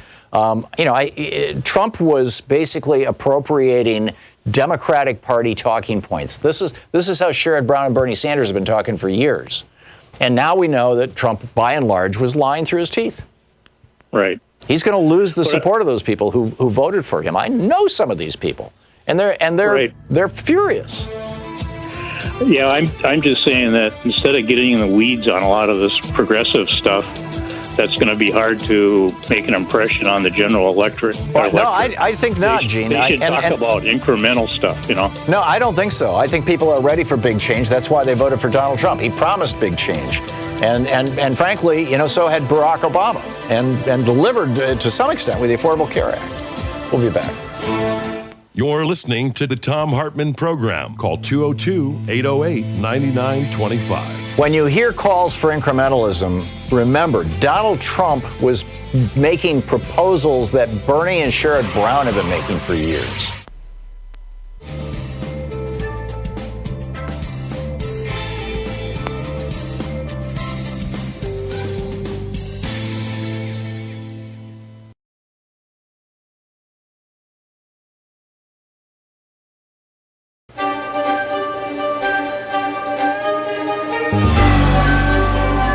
Our book today in the Thom Hartmann Book Club is Proof of Conspiracy, How Trump's International Collusion is Threatening American Democracy by Seth Abramson. This is from the introduction. In late 2015, after Donald Trump has formally announced his candidacy for president, a geopolitical conspiracy emerges overseas, whose key participants are the leaders of Russia, Israel, Saudi Arabia, the United Arab Emirates, Bahrain, and Egypt. These 6 men decide that Trump is the antidote to their ills. For Russia, U.S. sanctions. For Israel, the lack of Arab allies. For Saudi Arabia, the United Arab Emirates, Bahrain, and Egypt, perceived threats emanating from Iran. The conspirators commit themselves to doing whatever is necessary to ensure that Donald Trump is elected. Trump's presidential campaign is aware of and benefits from this conspiracy both before and after the 2016 election. On March 19, 2018, British journalist David Hearst, the former chief foreign leader writer for The Guardian, publishes the most important report of his career. Hearst, at one time the Moscow bureau chief at The Guardian, is now editor-in-chief of his own publishing venture, a London-based Middle East watchdog called the Middle East Eye. In the spring of 2018, he reports the existence of a years-long, continent-spanning conspiracy that will eventually envelop the President of the United States, the Red Sea Conspiracy. This book denominates the conspiracy Hearst uncovers as the Red Sea Conspiracy for the simple reason that it is hatched on a yacht in the middle of the Red Sea, a seawater inlet of the Indian Ocean bordered by, among other countries, Saudi Arabia and Egypt. One imagines that in his many years as a correspondent and commentator for The Scotsman, The Huffington Post, Al Jazeera, El Arabi, Al Jaid, TRT World, which is Turkish, Masr al-Aghan, Egypt, and The Guardian, Hearst never thought he'd stumble on a story as far-reaching in its implications as the Red Sea Conspiracy. But he did, and what he found could change the course of history. This book chronicles the events around the globe that preceded and followed the fall 2015 origin of the conspiracy, with a special focus on how the conspiracy prompted Donald Trump and his aides, allies, and associates to covertly collude with 6 countries, both before and after the 2016 presidential election: Russia, Saudi Arabia, the United Arab Emirates, Israel, Bahrain, and Egypt. Events that began on the Red Sea in 2015 now influence President Trump's foreign policy toward all of these countries, toward other countries not involved in the conspiracy, such as Qatar and Iran, and more broadly toward Europe, Asia, and the Middle East. The story of the Red Sea Conspiracy begins with a man named George Nader. As reported by Hearst in the Middle East Eye, toward the end of 2015, Nader, then an advisor to the Crown Prince of Abu Dhabi, Mohammed bin Zayed Al Nahyan, known as MBZ, convened, with his patron's permission, a summit of some of the Middle East's most powerful leaders. Gathered on a boat in the Red Sea in the fall of 2015 were Mohammed bin Salman, known as MBS, Deputy Crown Prince of Saudi Arabia, who would shortly become the heir apparent to the throne of the Saudi Kingdom; MZB himself, by 2015 the de facto ruler of the United Arab Emirates; Abdel Fattah el-Sisi, the president of Egypt; Prince Salman bin Hamad, the Crown Prince of Bahrain; and King Abdullah II of Jordan. Nader, the improbable maestro of these rulers' clandestine get-together, intended the plan he posed to the men to include the nation of Libya, but no representative from that nation attended the gathering. Of the leaders aboard the yacht, 2, MBS and MBZ, are already close. According to a New Yorker interview with Richard A. Clarke, a counterterrorism advisor to Presidents Barack Obama and George W. Bush, MBS and MBZ, quote, talk on the phone all day to each other, end quote. The Red Sea meeting, although technically convened by Nader, is a means for MBZ to advance ambitions that he and MBS have designed together. The 2 Sunni Arab leaders' intention, Hearst records, is to remake the Middle East with the covert assistance of a highly placed American politician. They intend to do this by first renaming and reconstituting the membership of the 6-member Gulf Cooperation Council, the GCC, which in 2015 comprises Saudi Arabia, the United Arab Emirates, Bahrain, Kuwait, Oman, and Qatar, while reorienting, too, its regional ambitions and global alliances. The proposed GCC realignment would evict Kuwait, Oman, and Qatar from the Council and replace these 3 countries with Egypt, Jordan, and Libya, thereby eliminating the entity's historical association with the Persian Gulf and remaking it as, instead, an alliance constituting, quote, an elite regional group of 6 countries which would supplant the GCC and form the nucleus of a coalition of pro-U.S. and pro-Israeli states in the Middle East, end quote. According to 2 sources briefed on the 2015 Red Sea Summit, quote, Nader said this group of states could become a force in the region that the United States government could depend on to counter the influence of Turkey and Iran, end quote. Prior to 2015, Turkey and Saudi Arabia had intermittently enjoyed strong diplomatic ties. The book Proof of Conspiracy by Seth Abramson. Thom Hartmann here. My new book, The Hidden History of the Supreme Court and the Betrayal of America, has arrived. What if the Supreme Court did not have the power to strike down laws? Discover the hidden history of judicial review and this scam called original intent. Learn how we can save the planet by modernizing the Supreme Court. And most important, how we can democratize the Supreme Court now before it's too late. From the time Americans wake up until the time we go to bed, everything we do, touch, ingest, breathe, and use has been touched by the Supreme Court. In this book, I lay out the history of the Supreme Court from Alexander Hamilton until how the court overstepped its constitutional powers. America does not belong to the kings and queens of the court. It belongs to the people. The Hidden History of the Supreme Court and the Betrayal of America is available now in fine bookstores everywhere. Want to connect with the show online? You can find the Thom Hartmann Program on Facebook, Twitter, and Instagram.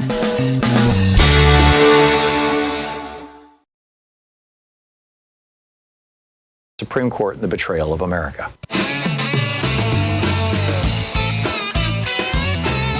Yep. And welcome back. Thom Hartmann here with you and Kenyatta in Los Angeles. Hey, Kenyatta, what's on your mind today? How are you, Mr. Hartmann? Happy New Year. Thank you. Happy New Year. I'm fine. I hope you are well. I am. I've had some minor health issues to deal with, but, old soldiers never die. There you go. So what's up?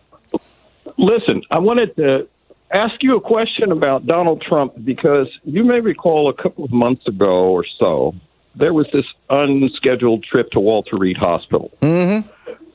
And supposedly it was, there was, as usual with him, there was a bunch of stuff swirling around it. It was a scheduled appointment. It wasn't whatever it was. It was no big deal. But this is what I wanted to ask you, because no one's talked about it. In the last couple of weeks, he's given two major press conferences, one when the assassination of the Iranian general, and then today with the China Accord, for lack of a better term. Mm-hmm. In both those cases, his breathing was very, very labored, mm-hmm. and I'm obviously he's no triathlete, but I'm really intrigued by the fact that no one's mentioned this in the media, and it's really obvious. Mm-hmm. My point being, maybe with the impeachment and all that is going on, there may be a wild card there, and that may be Donald Trump's health may do what everyone else is trying to do, whatever that is. Yeah, take him out. I've wondered. Now, by the way, speaking of double standards, remember when Hillary Clinton got the flu and passed out, and the media was like, "Oh my God, it's she's too old and she's falling apart," and et cetera, et cetera. But yeah, and he was sniffing like I didn't catch his trade conference today. I caught the other one, and he was sniffing through that, which had all the Adderall jokes out there. I'm not sure it's a joke, but I wonder, if he might be slowly committing suicide by overeating. I don't know, Tom, but if you get a chance to look at any of the excerpts from today's news conference and compare them to the one he did a week or so ago with regards to the Iranian assassination, his breathing, and maybe I'm super sensitive to this stuff right now, but his breathing is really, really labored in a way that I've not seen before. Mm-hmm. Now, the political dynamics of this are very interesting because, let's just go out in the ether for a minute. What happens if this guy's got a really serious medical problem, and in the midst of this impeachment process, one thing or another happens? I'm not saying necessarily that he passes away, but that is a really interesting dynamic to me. I just want to know your thoughts on it. It's something to keep an eye on. And of course, Mike Pence is there in the wings if Trump either kicks off or is disabled in some way. But he's certainly not living, a heart healthy or brain healthy, for that matter. There was speculation when he went to Walter Reed he might have had a stroke lifestyle. He's eating fatty food, and he doesn't get exercise, and he lays around and watches TV for 6-8 hours a day or more. it's pretty amazing. So, yeah, I think he raised... I had one more question for you, real quick. Go for it. What do you think is going to be Donald Trump's campaign slogan when he kicks in his Gavolt campaign in high gear for 2020? Well, they've already announced it's going to be Keep America Great. I don't think that's what it's going to be, Tom. I'm going to respectfully dissent. You know what I think it's going to be? What's that? Promises kept. Yeah, well, they're using that too.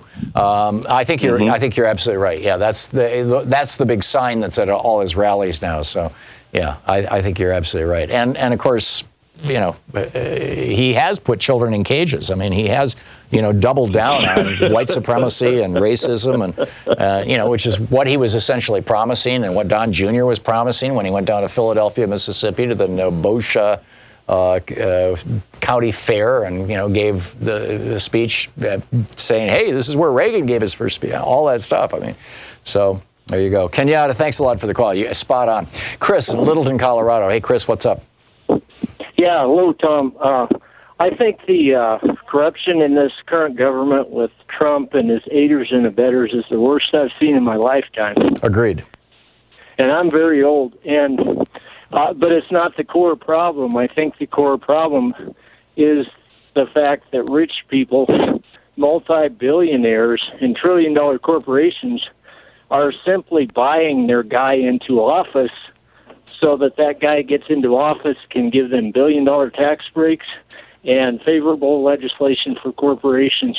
I agree. I wrote a book about it, the hidden history of the Supreme Court and its betrayal of America. I totally agree. And this was all brought about by two Supreme Court decisions in 76 and 78, Buckley and First National Bank, in which the Supreme Court said that if a billionaire or a corporation wants to own a politician, that's called free speech. And I think what we need is some really serious election reform. Yep. And also some really serious government, ethics reform. Yeah, no, and that's not going to happen as long as Congress is owned by billionaires and giant corporations. I'm with you. There's a lot of change that we need, top to bottom. Richard in Sanford, Colorado. Hey, Richard, what's on your mind today?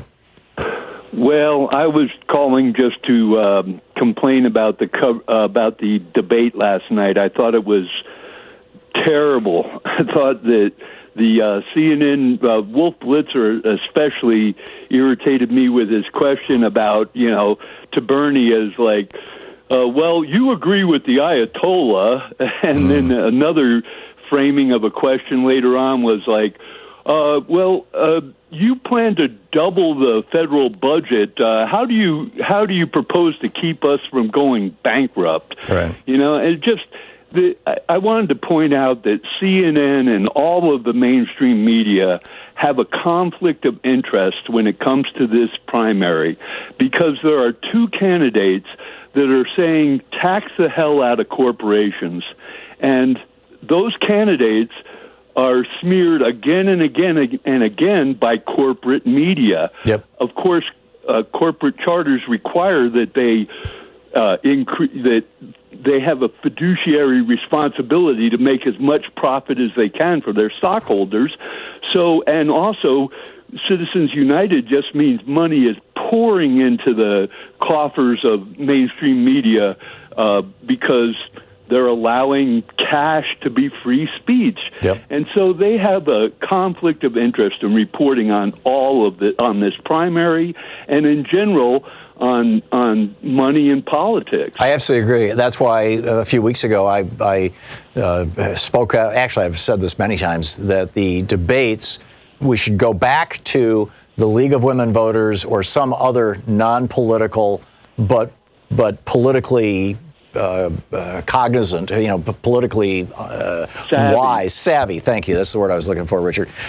Should be running the debates rather than for-profit media. Absolutely. Yeah. That's a fantastic idea. I hadn't thought about it. That's who used to run the debates. They ran the debates. They ran the debates right up until, I believe it was the George Herbert Walker Bush presidency, when he was debating Bill Clinton, or he was going to debate Bill Clinton. Bush put so many restrictions on how the debate could be run that the League of Women Voters said that it was a setup It was, I believe that was the phrase they used, and they pulled out. They said, we will have nothing to do with this. And so this corporation was created that to run these debates, and it's not the League of Women Voters, right? It's big corporations and the two political parties, and it's just and then after the debates last night, they interviewed 3 candidates that were not in the top 4, and then they spent like 20 minutes talking about how Biden might win in Iowa and how that would help him in the future, even though Biden is behind in the polls. Right. They never bring up the fact that Bernie has outraised Biden by $10 million last quarter. They never bring up the fact that he has this huge populist support that goes, $18, I think, is the average donation that he gets. And the same is true for Elizabeth Warren. I think that Sanders and Warren intimidate the corporate media, and that's why they're being treated the way they are. I absolutely do, Richard, and thank you for pointing it out. Vi in Oxley, Missouri. Hey, Vi, what's on your mind today? Hi, Tom. Hey. I noticed that breathing problem that Trump was having during his last press conference, too. I'm attuned to that sort of thing. I'm an RN. Mm-hmm. But the main thing I called about is this press being stifled during the impeachment trial there in the Senate. Mm-hmm. That idea was concocted by my Senator Roy Blunt. He is chairman of the Senate Rules Committee, and he's the one that has concocted this press stifling thing. And I think everyone ought to call and email this guy. Okay. He's really, really devious. So Missouri Senator Roy Blunt, the phone number for the Congressional Switchboard is 202-225-3121 if anyone wants to call him. Forgive the interruption, Vi, you were saying. Hey, that's fine. But I also wanted to admit this Roy Blunt is a really sleazy guy. Both his wife, or his second wife, and his son are lobbyists for the House of Representatives. They can't be lobbyists in the Senate where their relative is, but they spend their time lobbying there. On behalf of whom or what? I don't know just what lobbyists for hire they represent. They're just passing money out, Yeah. That's a really sleazy family, and hey, this is like an emergency. He's trying to stifle the press. Yeah. Well, it looks like it's beyond trying. It looks like he's going to pull it off. The Press Association is freaked out. It's an emergency. There you go. Email this guy. Yeah, or call him, 202-225-3121. Vi, thanks a lot for the call. And thanks for the heads up and the information. I did not know that. We'll be back. It's 46 minutes past the hour. You're listening to Thom Hartmann. Visit thomhartmann.com for audio and video archives. Back with more of your calls in just a moment.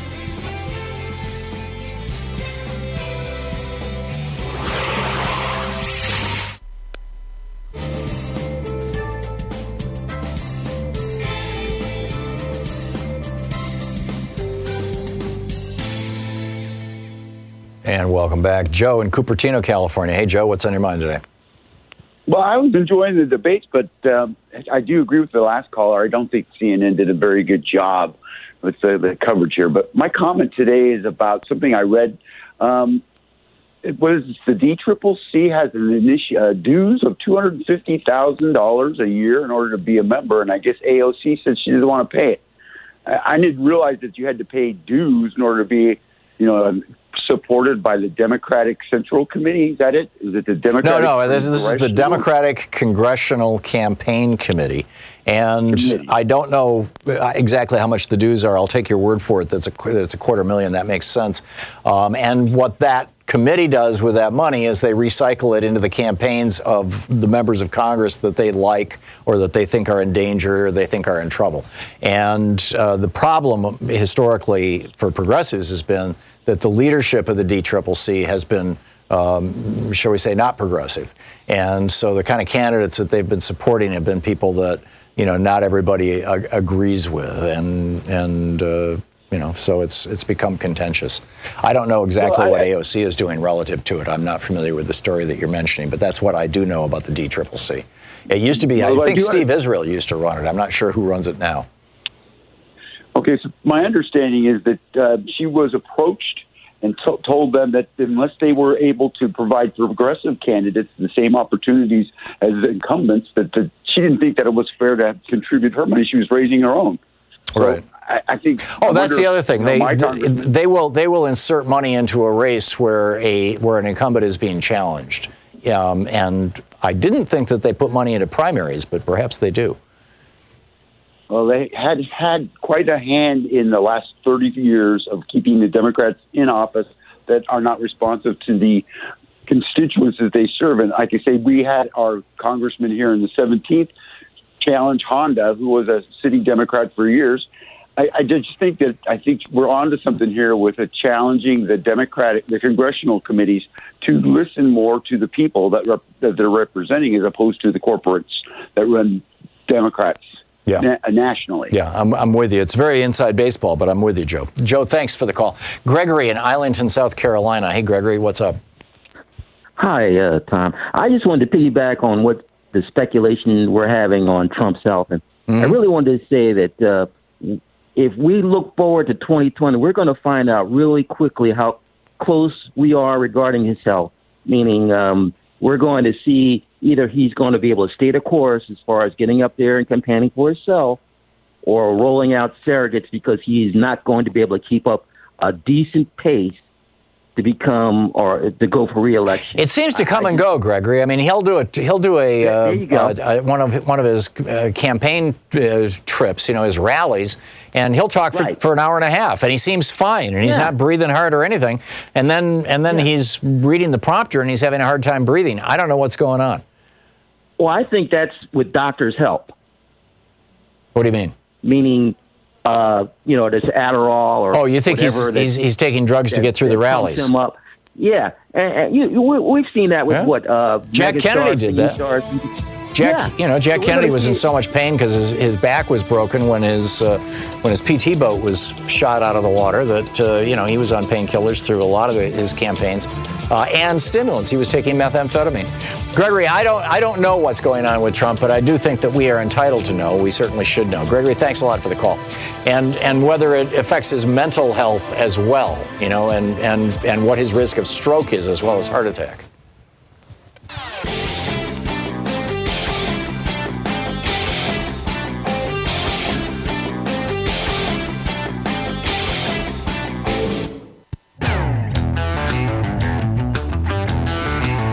Welcome back. Thom Hartmann here with you. Sam in New Berlin, Wisconsin. Hey, Sam, what's on your mind?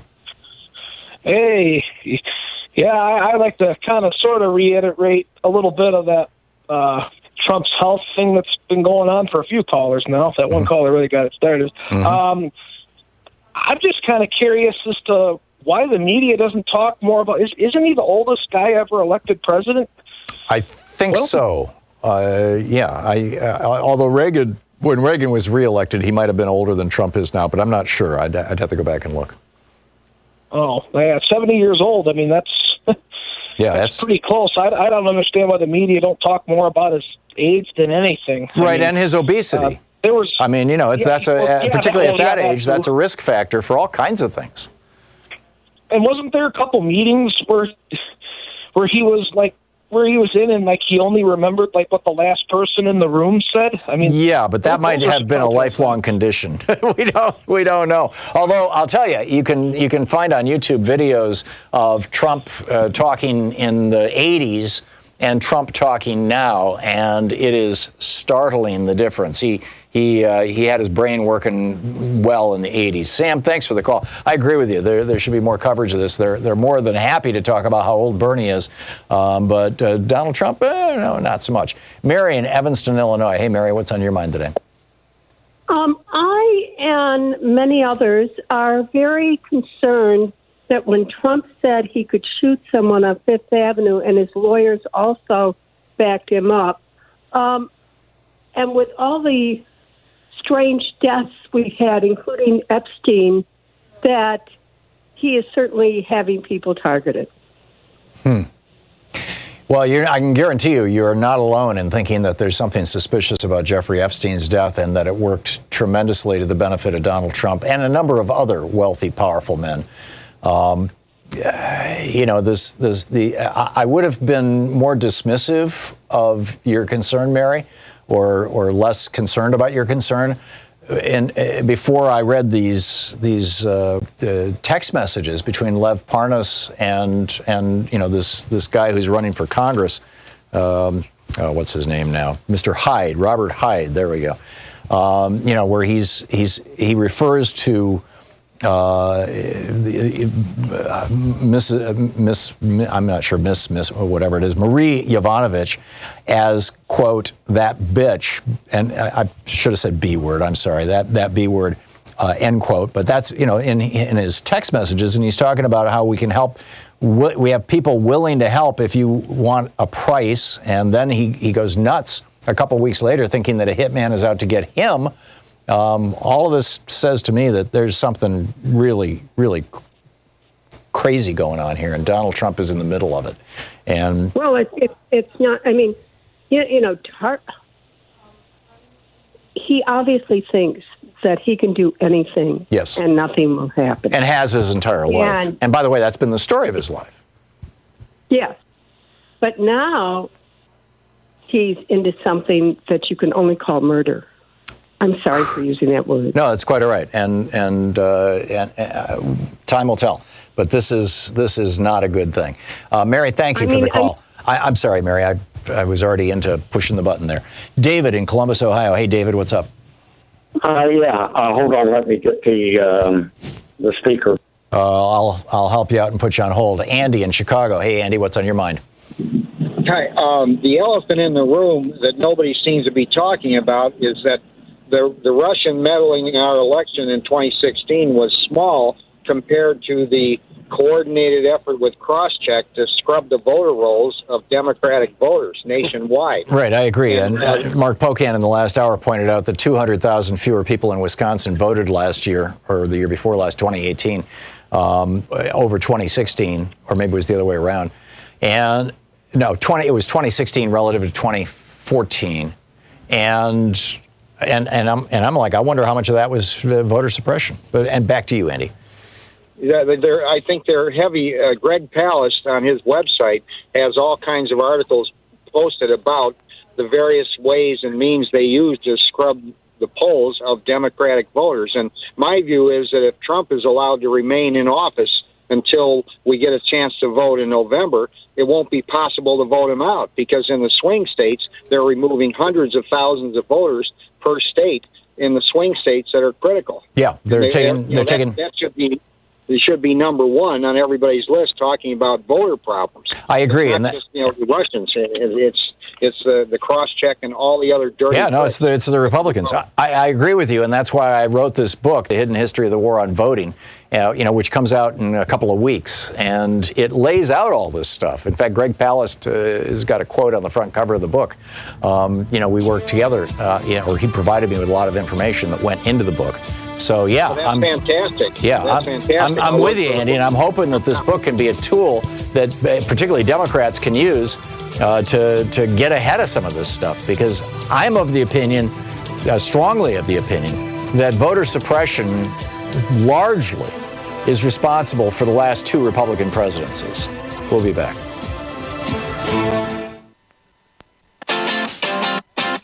You're listening to Thom Hartmann.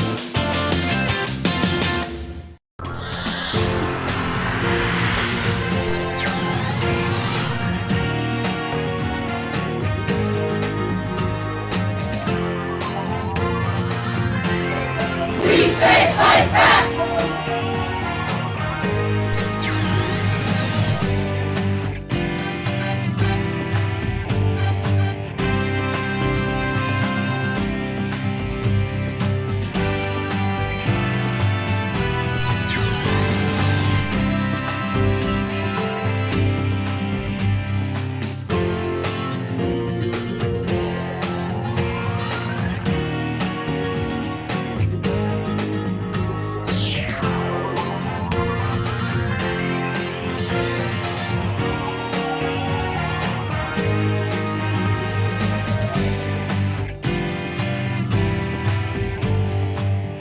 Thom Hartmann here. My new book, The Hidden History of the Supreme Court and the Betrayal of America, has arrived.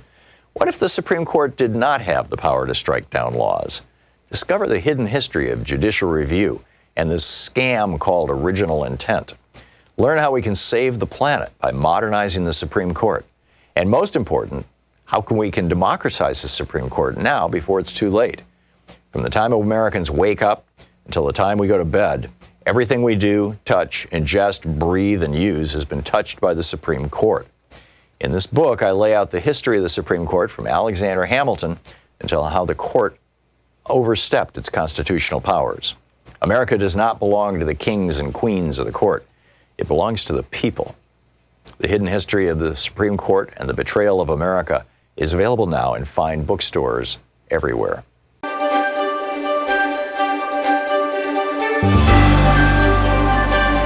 Our book today is How to Get Rid of a President by David Preece. And this is from the chapter Rejected by the Party, starting on page 12, kind of mid-chapter. Presidents need not be thrown out at the polls on election day to find themselves dislodged from the White House.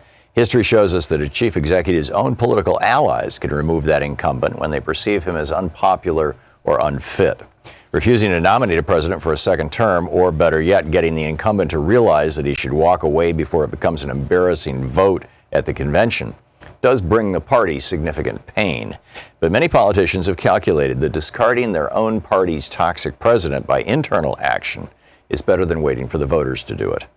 This dynamic remained absent for the first half century or so of American politics. George Washington, who didn't represent any formal party, set a precedent by stepping away from re-election after 2 terms. Successor after successor followed suit, keeping the support of their parties until they left office after 8 years. Jefferson, Madison, Monroe, and Jackson lost the next election, both Adamses and Van Buren, or met the Grim Reaper, Harrison. John Tyler, if only in this one respect, was a trendsetter. He began a 6-president cascade of men who failed to appear on their party's ballot in the general election after their first term. One, Zachary Taylor, literally had no choice. Like Harrison, he died in office. The others, by staying alive through their 4-year terms, could have carried their party's banners again on Election Day. Not one did, as national agonizing over slavery and other tensions within each of the major parties made it difficult for any president to build and sustain a governing coalition. Of those 5 chief executives, only James Polk left with a solid reputation and a ledger of successes. He'd told Democrats upon his nomination in 1844, "I shall enter upon the discharge of the high and solemn duties of the office with the settled purpose of not being a candidate for re-election." And he stayed true to his word. It was just as well. Only 3 months after what would have been his second inauguration, he died at the age of 53. The 3 presidents who followed Polk, the forgettable series of Millard Fillmore, Franklin Pierce, and James Buchanan, shared 3 characteristics. First, historians routinely rank them among the nation's worst presidents. Second, and related to that, they took no responsibility for resolving the national moral failure of slavery. And third, no matter how they had attained office, they, like future presidents Chester Arthur and Lyndon Johnson, found themselves spurned by their own parties. The Whigs had learned in 1840 that a celebrity candidate seemed to have an easier route into the White House than a party regular. So in 1848, they nominated General Zachary Taylor, a recent hero of battlefields in the Mexican-American War. Despite his lack of solid political principles or any apparent passion for the job, just 2 years earlier he'd said with apparent sincerity, "I am not and never shall be an aspirant for that honor." Taylor won the election over Democratic candidate Lewis Cass. In July 1850, he became the second straight Whig general to president who couldn't make it to the next election alive. Vice President Millard Fillmore took his place. Fillmore had risen to prominence in New York's anti-Mason party dedicated to exposing and opposing Freemason fraternal organizations, but switched allegiance to the Whigs in the 1830s. In the first year and a half of the administration, inter-party rivals had manipulated Taylor better than Fillmore did, leaving him little to do but preside over the Senate and stew over his fate in a useless job. But as president, he was prepared to avenge perceived slights. Ahead of their expected dismissal, all the cabinet members whom Fillard had inherited from Taylor offered their resignations, which were quickly accepted by the new president. He asked them to remain in place for 1 month. They agreed to stay for 1 week. Fillmore would proceed to fire more previous political appointees than any of his successors had. More than half of those at the State Department, for example, had to find new jobs.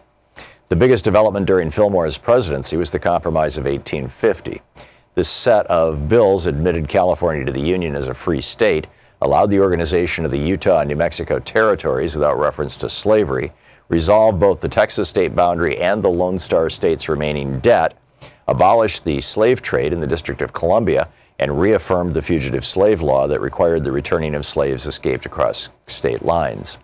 Fillmore signed each bill, believing this package of measures had fixed what he considered an annoying issue that kept getting in the way of his other priorities. The compromise bills delayed a war between the states, but at a cost. They not only perpetuated slavery, but split the Whigs further apart, as most Northerners refused to abide by the fugitive slave law. Congressional elections in November 1850 increased the Democratic opposition's majorities in both the House and the Senate. The rest of the president's term was so bad that the highlight might have been the start of Commodore Matthew Perry's voyage to Japan to open that country to American trade, even though he didn't arrive until Fillmore left office. Not long after rising to become the chief executive, Fillmore declared he wouldn't run again in the 1852 election. He reiterated that in 1851. But the trappings of presidential power and the pleas of his remaining party faithful convinced him to retract that pledge and make a late entry into the field of candidates. He portrayed his about face as a noble personal sacrifice for the good of the party and the country. And during the spring of that election year, 8 Whig state conventions endorsed him. As delegates gathered for what a leading historian of the era calls the longest, most rancorous, and most debilitating Whig national convention ever to meet, the first tally had Fillmore in the lead. How to get rid of a president. Want to connect with the show online? You can find the Thom Hartmann Program on Facebook, Twitter, and Instagram.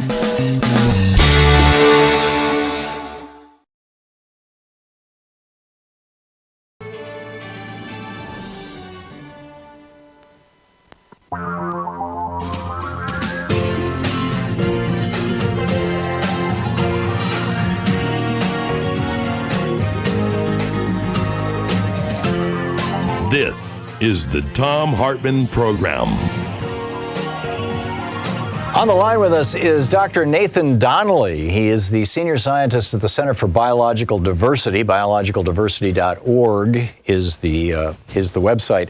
And they've just issued an absolutely startling report about what the EPA is up to with regard to some of these pesticides. Dr. Donley, welcome to the program. Yeah, thanks for having me. Thanks for joining us. Tell us what's going on with this. The headline, Trump EPA approves 100 plus products with pesticides banned elsewhere or slated for U.S. phase out. Yeah, so what I did was I submitted a Freedom of Information Act request to the EPA to identify what pesticide products the EPA has been approving recently. And so I focused on 2017 and 2018. And the information I got back was pretty crazy. In those 2 years, the EPA has approved about 1,200 pesticide products for use. It's about 600 per year. And the application approval rate is really high. It's about 94% of all pesticide applications ultimately gain approval. Is that normal? So when that's a good question. That's something I don't know because my analysis was really only tailored to those 2 years. My guess is that's pretty normal, actually, from just from the experience I've had with this agency. It's pretty normal. And so what really caught my eye was actually some of the ingredients in the products that were approved. There were some products that had some really pretty benign ingredients in there, but there were really some, I'd say over 100, that have some of the worst pesticides still allowed for use in the U.S. And some of these, like you mentioned, are banned in other countries, particularly other countries that have a lot of agriculture like the United States. And so this is worrisome, and it really goes against the EPA's main talking point is that they're constantly trying to progress. They're constantly trying to replace the worst pesticides with others that are less harmful. And, what I really think this finds is that, if that's really EPA's intent, then why on earth are they approving products as recently as a year or two ago with some of the worst pesticides that they've publicly stated that they're trying to replace. Now, I remember some years ago, I believe it was 60 Minutes, like a decade or so ago, maybe 2 decades ago, did a special on atrazine. Maybe correct me if I'm wrong on this, but this is an endocrine disruptor. They were spraying it on apples, as I recall, and that report on 60 Minutes actually hurt the Washington State apple business. But that pesticide then I thought was banned at least across Europe and was not largely being used here in the United States. I see there's 17 new products with atrazine in it. Am I remembering this correctly? You may be remembering the report correctly, but certainly not atrazine's use in the United States. Atrazine is currently the second most widely used pesticide in the United States, behind glyphosate, which is the active ingredient in Roundup. We use about 70 to 80 million pounds of atrazine each year, mostly on corn and sorghum and sugarcane. It's also used on residential lawns, golf courses, athletic fields. What are the consequences of being exposed to atrazine? Well, it really depends on the level that you're exposed to, but we know that there are epidemiological studies done in humans associating high atrazine exposure with things like kidney disease, cancer, and reproductive harms like irregular menstrual cycles in women and decreased sperm count in men. And the environmental harms, I would say, are probably even worse, particularly to aquatic organisms like fish and amphibians like frogs and salamanders. The level of atrazine needed to cause reproductive harm to these aquatic species is extremely minuscule, much lower than actually is allowed in our drinking water. So it has major environmental implications, and it's one of the most prevalent pesticide water contaminants in the country. And in the last 2 years, as you mentioned, the U.S. EPA has approved 17 new pesticide products containing atrazine, which is really worrisome. Yeah, it truly is. You also note that many of the new pesticides that are being rolled out contain multiple active ingredients, but that the FDA does not examine what happens when two different chemicals are in the same soup, basically, whether it's additive, whether it's synergistic, whether it's, disastrous. Why is that?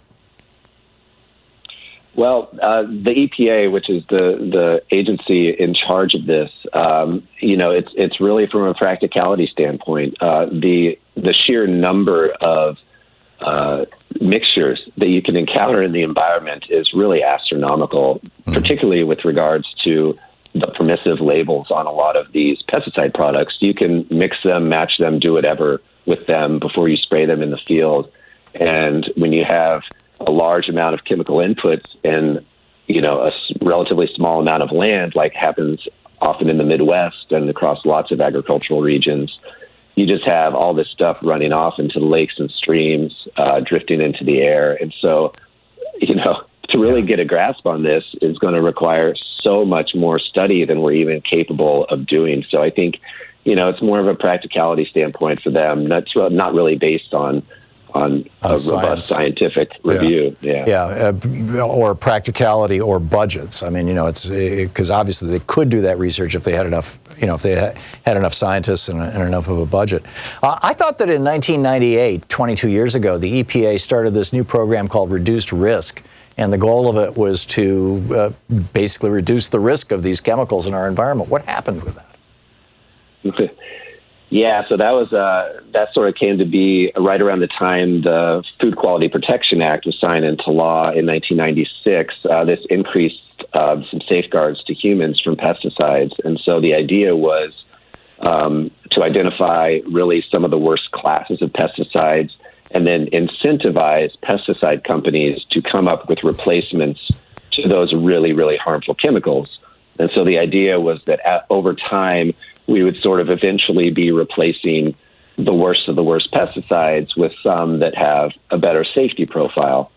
I think that's probably happened to a small extent, but a lot of the products that have been approved in the last 2 years contain these same ingredients that EPA is incentivizing replacement for. So while EPA is incentivizing replacement, it's also approving new products with those ingredients that they're trying to replace. So they're sort of working against themselves and not in, the best interests of society. Has the FDA become a captured agency, like the FCC has? Basically, the FCC dances to the tune of big telecom companies and big internet service providers. Is the EPA dancing to the tune of the pesticide industry rather than protecting the public, which is their mandate?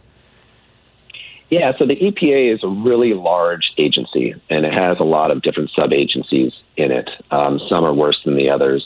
Some are good, some are better. But I would say the pesticide office at the EPA is really pretty bad and not reflective of the EPA at large.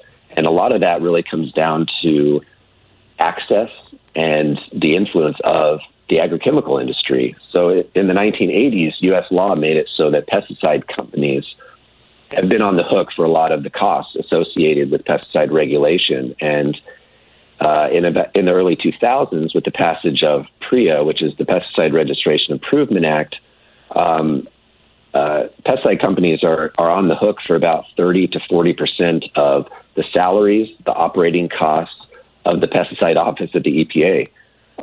So the pesticide industry actually loves PREA. And why on earth would they love PREA if it costs them tens of millions of dollars each year? And it's because it intermingles the regulator and the regulated. That money has bought them a lot of access that most industries don't really have at the EPA. They're in constant communication with each other to the point where the line between the two becomes very blurry. And I think that level of familiarity is really improper and not in alignment with an effective separation of industry and government. Is there also a revolving door problem there? Yeah, absolutely. Where people working for the EPA, if they dance to the tune of the pesticide industry, they know that they can get a really good paying job when they leave in the industry? Yeah, and there have been people that have documented that. I'm not too familiar with it, but from what I've heard from people that I trust, there is definitely quite a revolving door there. Yeah, remarkable stuff. Dr. Nathan Donley, he is the senior scientist at the Center for Biological Diversity. Biologicaldiversity.org is the website. Dr. Donley, thanks so much for dropping by today. Absolutely. Thanks for having me. Great talking with you. We'll be back at 16 minutes past the hour here on the Thom Hartmann Program. Whew, amazing. Trump EPA approves 100-plus products with pesticides banned in other countries. Surprise, surprise, right? We'll be back. Stick around. This is the Thom Hartmann Program. The House, by the way, just voted a 238-vote majority to send the articles of impeachment to the Senate. It's official.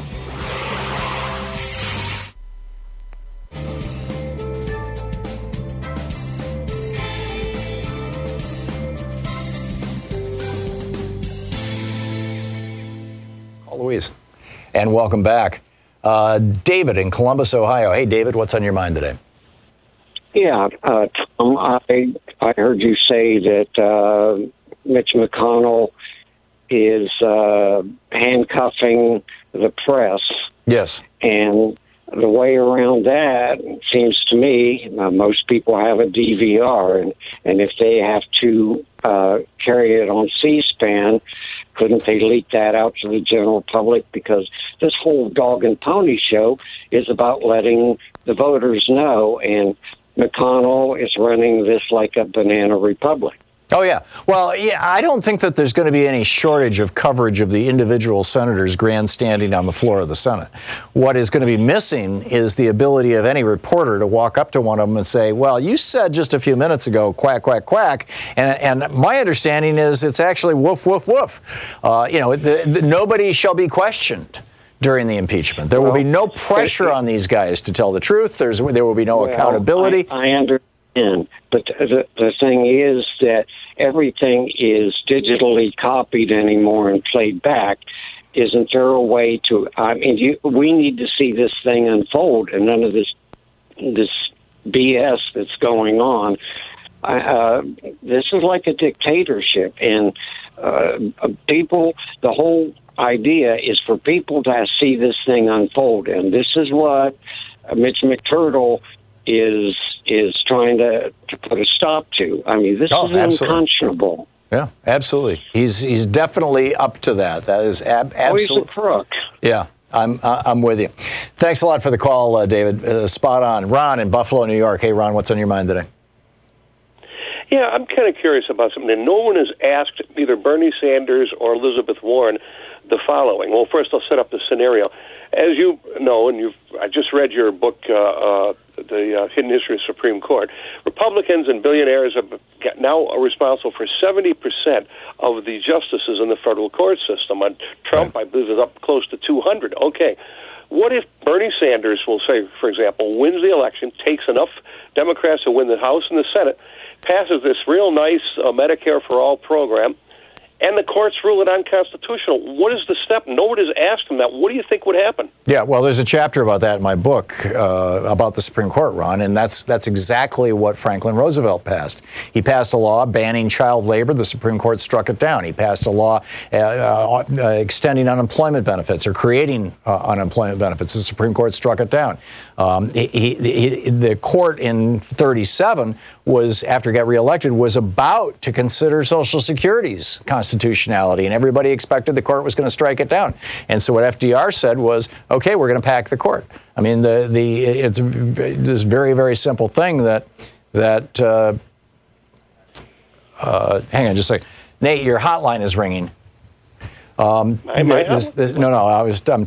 to somebody here in the studio. Sorry. I think that this is a real serious issue and something that we may well face is that the court is basically packed and or needs to be packed rather, because it's already been packed. Didn't they pass a law back after that the federal law that says the Supreme Court can only have 9 members? No. Congress sets the number of members of the court, and FDR was going to change that.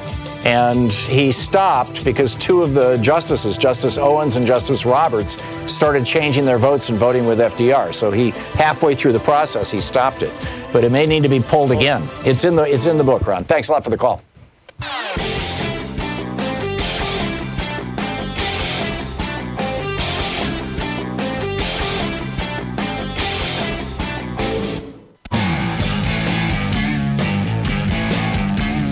And welcome back. Thom Hartmann here with you. And trying to... Oh, here we go. Cannon in... No, that's not working. Jeez. My phone system just went nuts. There we go. Cannon in Maple Valley, Washington. Yeah. Hey, Cannon, what's on your mind today? Hi, Tom. I watched the debate last night. Can you hear me okay? I can, yeah. Appreciate it. Thanks for taking my call, by the way. Sure. And I thought it was, very suspicious that CNN broke a story that Sanders said Elizabeth Warren, or a woman, could not be president in 2020, and that happened over a year ago, and now it's coming out. Yeah. And it seems like Elizabeth Warren and her campaign team are really weaponizing this to try to galvanize and support. And I feel like it wasn't fair during the debate because Bernie was asked not once but twice if he did it, and he flatly denied it twice. And Abby, the moderator, just turned to Elizabeth Warren and just gave her the opportunity to say, what was it like having him say this to you? Right. I know. I caught that, and I was horrified. It seems to me, Cannon, that what has happened is... Whoop. I don't know where that happened. It seems to me that what happened was that, or what is in the process of happening, is that the campaigns of both Sanders and Warren have figured out that either one of them, that one of them is going to have to go down if the other one is going to become the nominee. And, I don't know, and I can't assert, with certainty that actually is the case. But I think that both campaigns have come to that conclusion. And, which raises a couple of really interesting questions. One of them is, is that the case? And if so, how do they, how do they take each other down? I mean, it's like, Warren has, I agree, has weaponized this conversation that she had with Bernie. And it's just, I think it's a disaster. I'm sorry if I'm sounding, I'm a little distracted here. But my guess, my take on this, first of all, I know that 4 years ago, and Bernie talked about this last night, but I knew it at the time 4 years ago, that Bernie didn't jump into the race to challenge Hillary Clinton for months when people were calling on this program every single day, begging him to get into the campaign because he was waiting for Elizabeth Warren to make an announcement. He thought that, challenging a woman who was running for president, Hillary Clinton, that if that challenge was going to happen, it should come from a woman, and that, Elizabeth Warren would be a great candidate. And that's what he said last night. So, the idea that he's saying, oh, no, it's just I just find it hard to believe. Michael in Johnstown, Pennsylvania. Hey, Michael, what's on your mind? Hi, Tom. Hey, I was just listening to over on MSNBC. Gregory Meeks was on, and he was discussing something I've been wondering about concerning Mitch McConnell. He brought up, someone brought up the point, is how in the world is Mitch McConnell going to take an oath with his claim of not being partial and working with the president's. Well, he took an oath earlier to defend the Constitution. I mean, he takes it every 2 years when he gets sworn in, and he's broken that over and over again. Yeah, exactly right. It's going to be an interesting moment. And in that regard, about a month or so ago, there was a story around that he was kind of mixed up with some Russian oligarchs concerning bringing some money and business into Kentucky, and we haven't heard anything about that lately.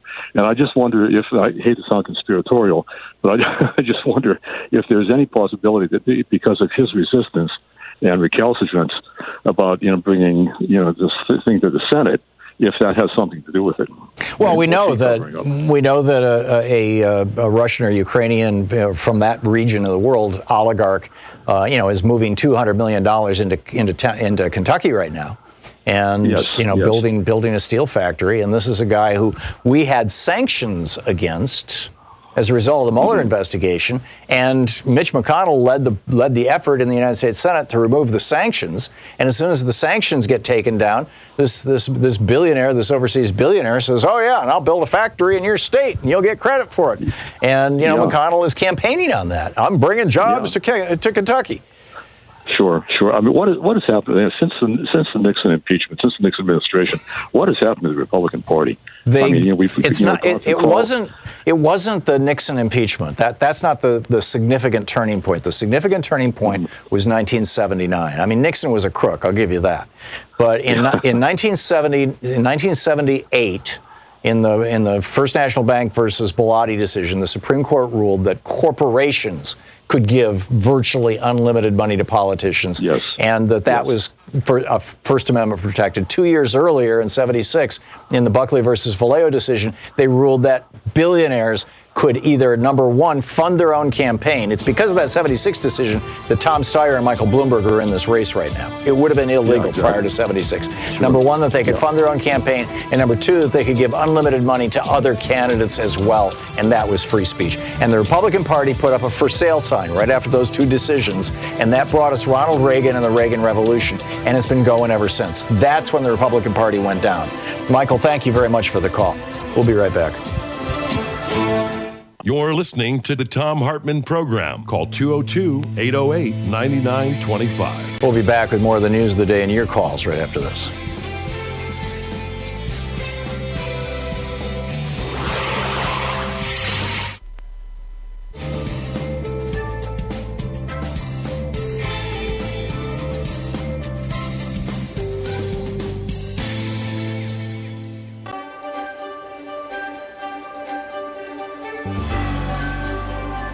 Our book today in the Thom Hartmann Book Club is Medical Apartheid, the dark history of medical experimentation on black Americans from colonial times to the present, by Harriet A. Washington. This is from the introduction. On a sylvan stretch of New York's patrician Upper Fifth Avenue, just across from the New York Academy of Medicine, a colossus in marble, august inscriptions, and a bas-relief caduceus grace, a memorial bordering Central Park. These laurels venerate the surgeon James Marion Sims, MD, as a selfless benefactor of women. Nor is this the only statuary erected in honor of Dr. Sims.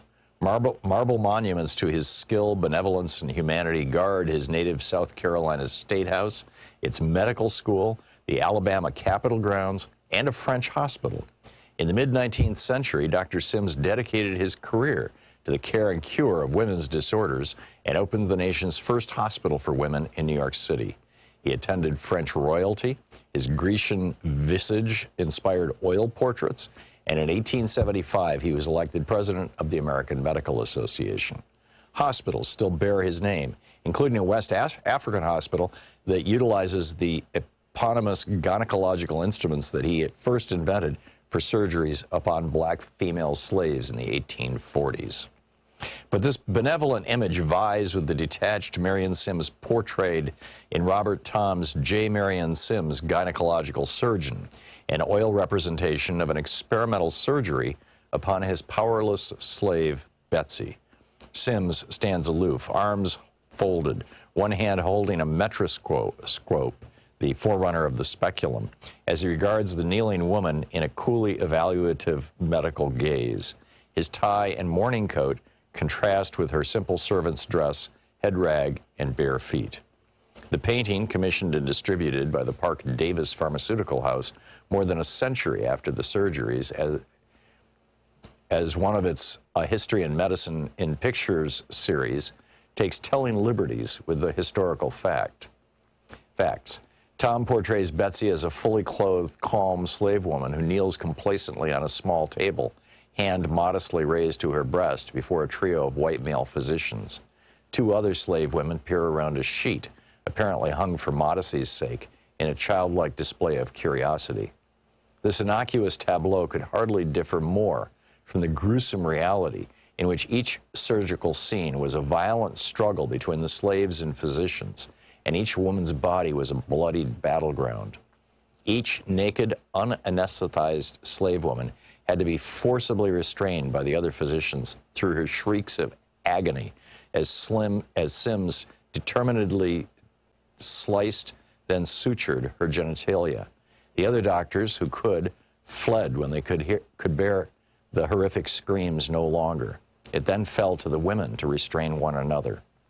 I wanted to reproduce Thom's painting on the cover of this book, or at least in the text, but when I asked permission of its copyright holder, Pfizer Incorporated, the company insisted on reviewing the entire manuscript of this book before making a decision. As an independent scholar, I could not acquiesce to this, and I used another cover image. When I renewed my request to use the image within the text, Pfizer agreed to base its decision upon reading this chapter and an outline of the book. The Pfizer executives apparently were uncomfortable with what they read because they refused to grant permission to reproduce this telling image or even respond to my query after I supplied the requested chapter and outline. This act of censorship exemplifies the barriers some choose to erect in order to veil the history of unconscionable medical research with blacks. Betsy's voice has been silenced by history, but as one reads Sims' biographers and his own memoirs, a haughty, self-absorbed researcher emerges, a man who bought black women slaves and addicted them to morphine in order to perform dozens of exquisitely painful, distressingly intimate vaginal surgeries. Not until he had experimented with his surgeries on Betsy and her fellow slaves for years did Sims essay to cure white women. Was Sims a savior or a sadist? It depends, I suppose, on the color of the women you ask. Marion Sims epitomizes the two faces, one benign, one malevolent, of American medical research. Quote, "Of all the forms of inequality, injustice in health is the most shocking and the most inhumane." In 1965, Martin Luther King Jr. spoke those words in Montgomery, Alabama, at the end of the Selma to Montgomery march that had been attended by the black and white physicians of the Medical Committee for Human Rights. King had invited the doctors not only to give medical help to injured marchers, but also to witness the abuse suffered at the hands of segregationists. With these almost unnoticed words, King ushered in a new era in civil rights because, as delegate to Congress Donna Christensen Christian MD, chair of the Congressional Black Caucus Health Brain Trust, has declared health disparities are the civil rights issue of the 21st century. Thus, Dr. King's alarm over racial health injustice was prescient, and were he alive today, his concerns would be redoubled. Mounting evidence of the racial health divide confronts us everywhere we look, from doubled black infant death rates to African-American life expectancies that fall years behind whites. Infant mortality of African Americans is twice that of whites. The book, Medical Apartheid by Harriet A. Washington.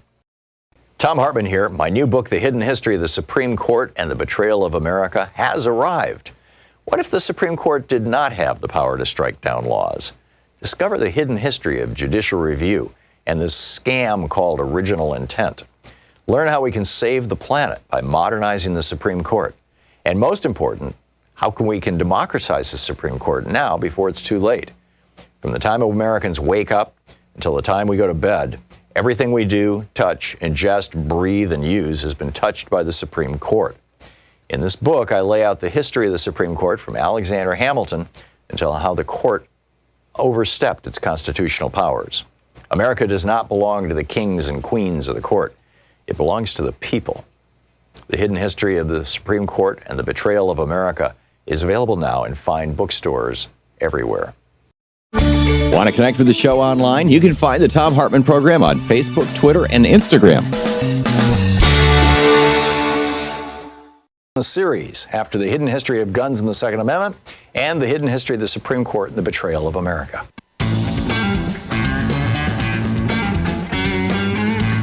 Welcome back. Thom Hartmann here with you. Boy, there's a lot going on. I'm going to pick up your phone calls in just a second, but I just wanted to share a couple things with you. I just got an email from Donald Trump, from the Trump-Pence campaign.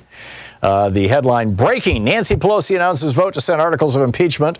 Fred, it's about time. Nancy and her liberal public puppets impeached me a month ago and have since been holding the articles of impeachment hostage. I did nothing wrong. Read the transcript.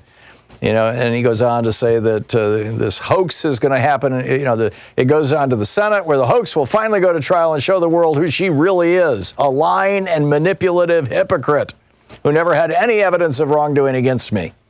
Their pathetic attempts to remove me from office are not only an attack on me, but they're an attack on you, Fred. They're trying to undo the 2016, and that's in all caps, undo the 2016 election like it never happened by, all caps, silencing millions of votes.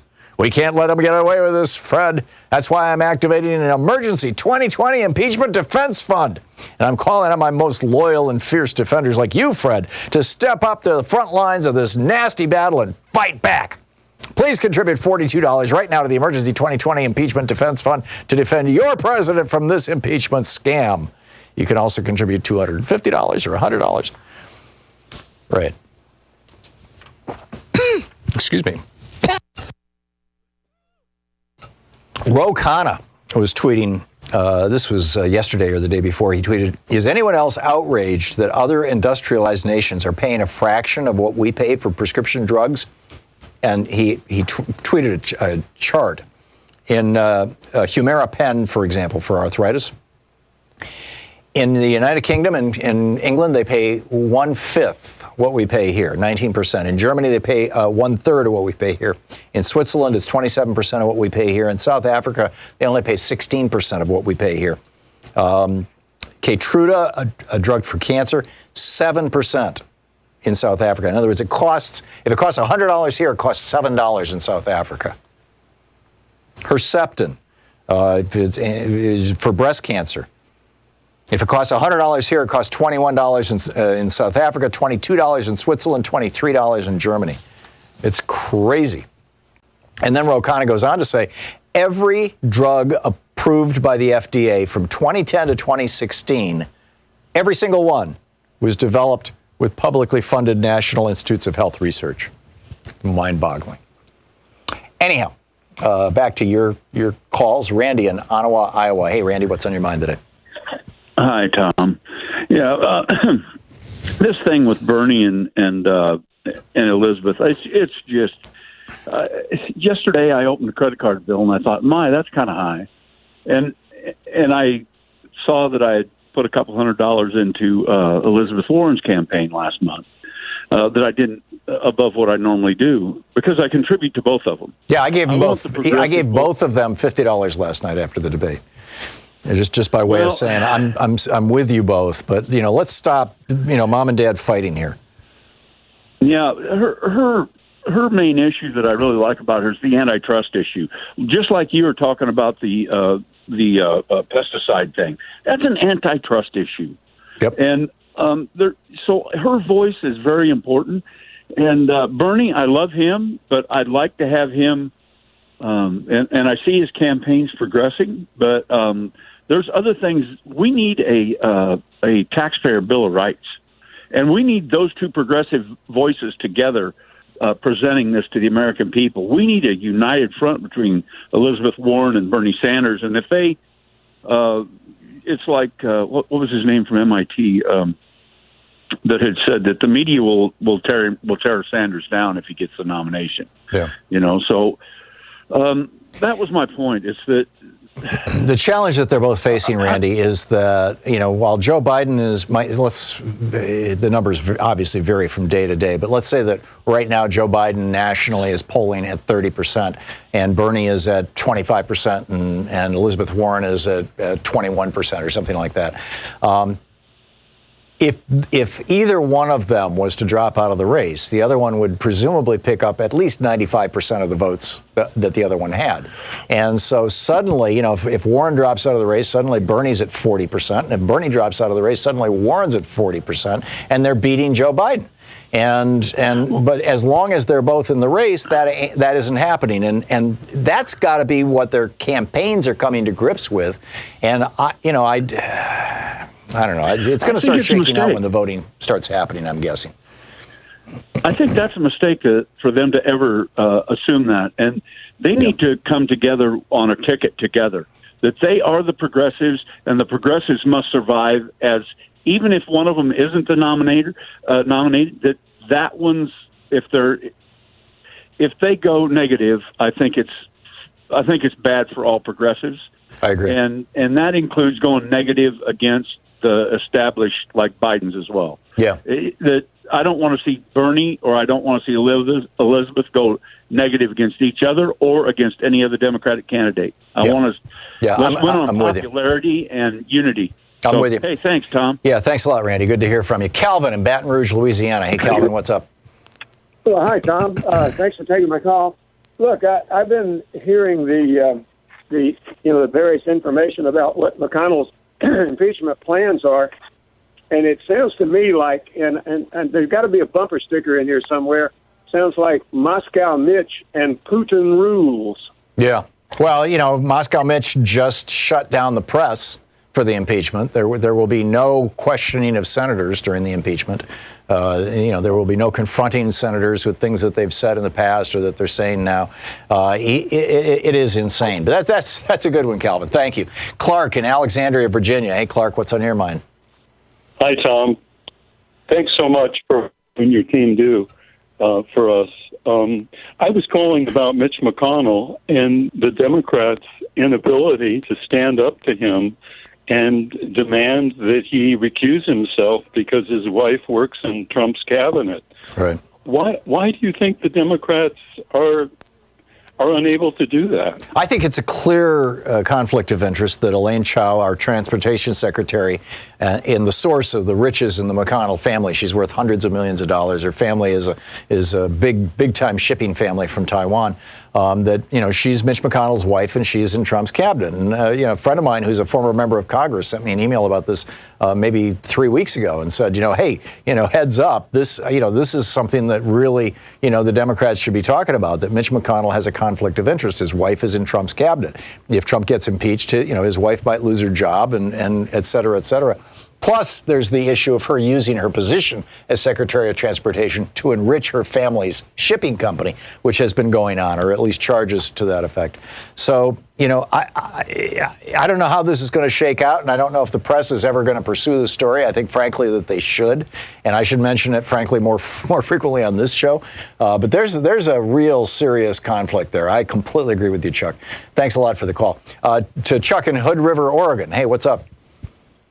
Hi, Tom. Thanks for taking my call. Seeing as how we're on Mitch, I was just wondering now, Eisenhower warned about the military complex. Yep.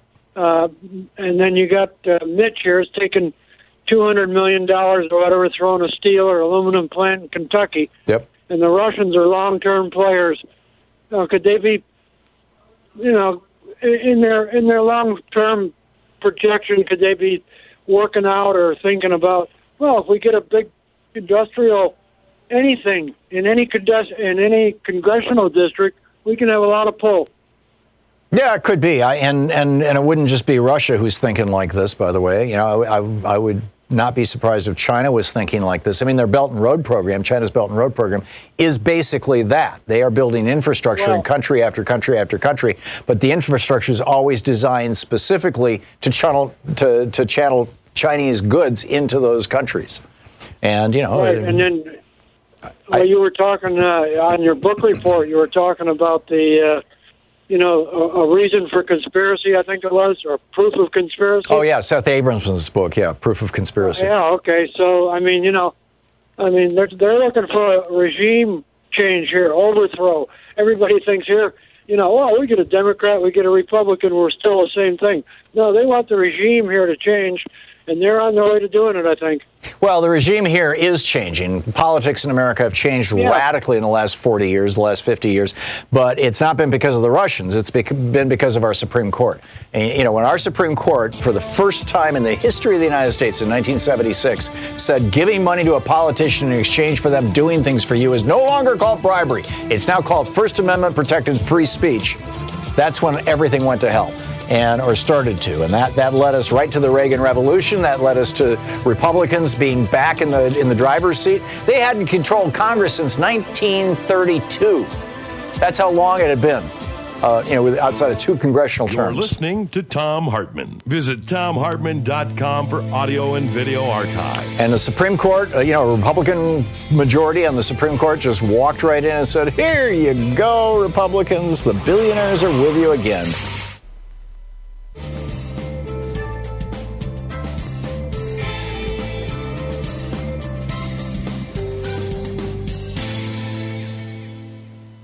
And welcome back. Tony in Long Beach, California. Hey, Tony, what's up?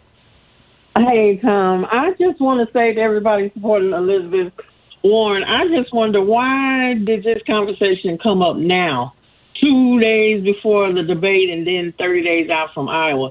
To me, it looks like, she's grasping for some straws, because if that's the case, why didn't she say this earlier if it was said, over a year ago? Yeah, 2 years ago. Yeah, or more than a year ago, yes. Yeah. Right. So why now? And this seems... Well, I think it's fairly obvious, Tony. It's an effort to reduce support for Bernie, and particularly among women. Exactly. But then here he held up, just as you said, running to help her. So to me, that's a backstabber. And as far as I'm concerned, as a black female, the fact that she claimed being the first woman of color to be tenured at Harvard, which was a lie. It was Lonnie Guinier. Okay, so I did that research.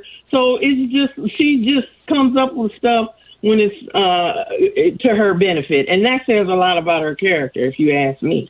Well, it could be. The stuff with Harvard and Native American, I think, has been largely overblown, Tony. She wasn't making those claims to get any kind of benefit or anything. That was on one of those forms where you list your ancestry, and she believed that to be the case.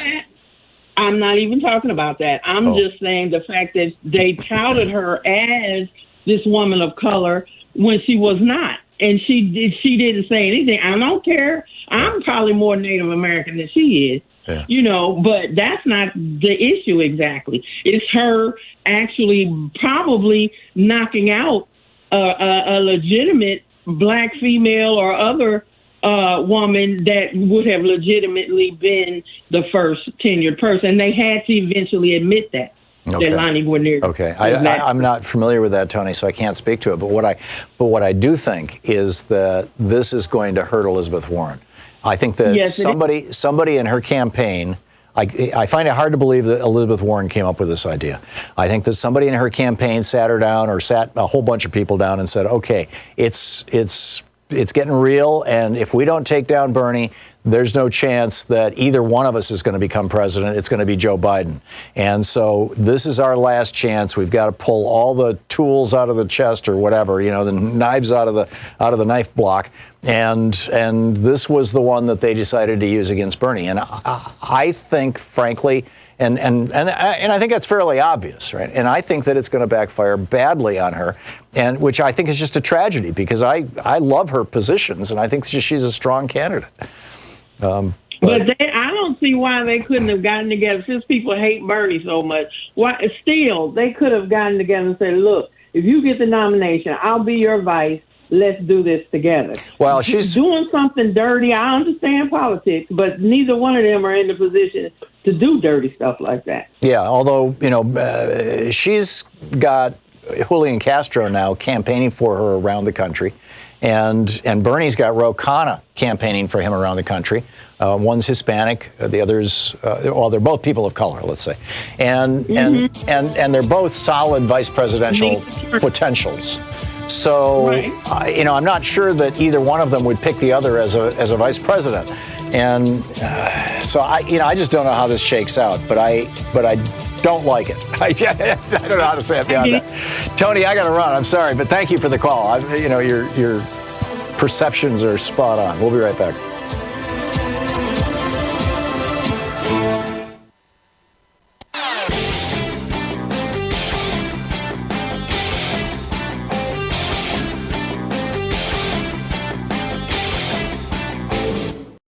Thom Hartmann here. My new book, The Hidden History of the Supreme Court and the Betrayal of America, has arrived. What if the Supreme Court did not have the power to strike down laws? Discover the hidden history of judicial review and this scam called original intent. Learn how we can save the planet by modernizing the Supreme Court. And most important, how we can democratize the Supreme Court now before it's too late. From the time Americans wake up until the time we go to bed, everything we do, touch, ingest, breathe, and use has been touched by the Supreme Court.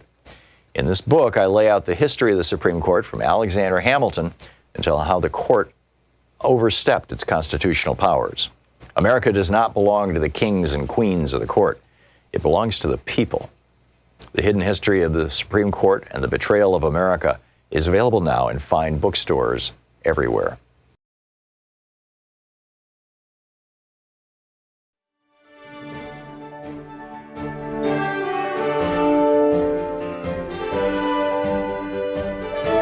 Welcome back. Thom Hartmann here with you. Jerry in Ann Arbor, Michigan. Hey, Jerry, what's up?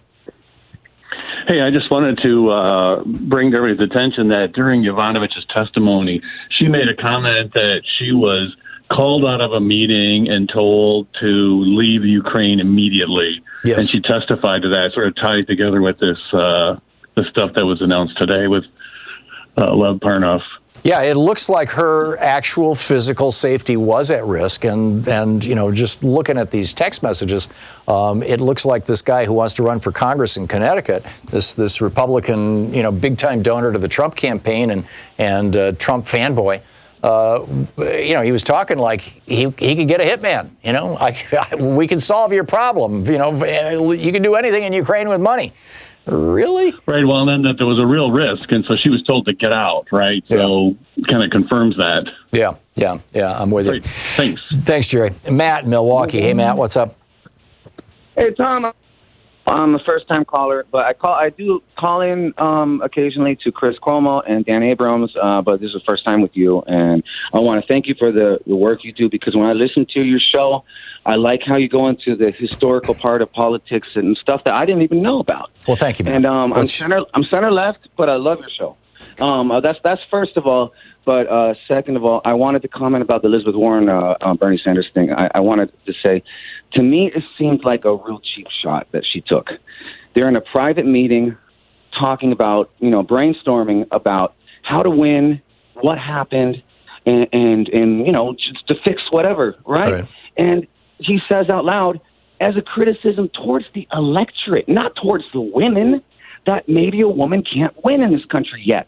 Well, and we don't know exactly what he said or how he said it, because very often people say things that get misconstrued, or they say them inelegantly. But see, let's keep in mind the context here. Where this all started was a week earlier, when it came out that Bernie's phone people had a script where if people said, well, I support Elizabeth Warren, they were supposed to say in response to that, well, yeah, she is getting, some support from well-educated, wealthy white people, the elite people. And, it was a backhand slap at her, and she protested that. And she said no, and he didn't apologize, and then this comes out. And it's like, come on, guys, stop fighting. You know what? I actually didn't know about that. Yeah. You just told me. No, that's where it started. That's where it started. Although I think that both their campaigns are doing these things because the people running their campaigns believe that neither of these candidates can win as long as both of them are in the race. If they're both polling in the 20s and Joe Biden is polling in the 30s, then if one of them drops out, the one who stays in the race is going to be polling in the 40s and is going to beat Joe Biden in the primary. But if they both stay in the race, then Biden is probably going to be the guy who ends up being the nominee. And their campaigns are not, they're not dummies. They figured this out. And so they're trying to figure out ways to reduce the support for the other person. But I think that, Warren basically outing this conversation with Bernie is going to hurt her more than it's going to hurt Bernie. I mean, that's my big concern. Matt, I got to move along, but thank you for the call. Ali in New Durham, New Hampshire. Hey, Ali, what's up? Hi, Tom. Again, I'm also commenting on the Bernie Warren fiasco. And I just wanted to say that it seems to me like a lot of Bernie's campaign and his supporters online keep, attacking Warren and saying that she's an elitist and a corporatist Democrat and so on and so forth. And if people want Warren to come out and clear up her recent basically clapback at Bernie, then maybe he should come out and clarify that Warren isn't waffling on Medicare for all and that she's not a corporatist Democrat like all his campain and his supporters. Yeah, I'd like to see both of them clean all this stuff up. I'm with you, and I've heard all these things, both here and in other venues. Ali, thank you. Bradley in Rockford, Illinois. Hey, Bradley.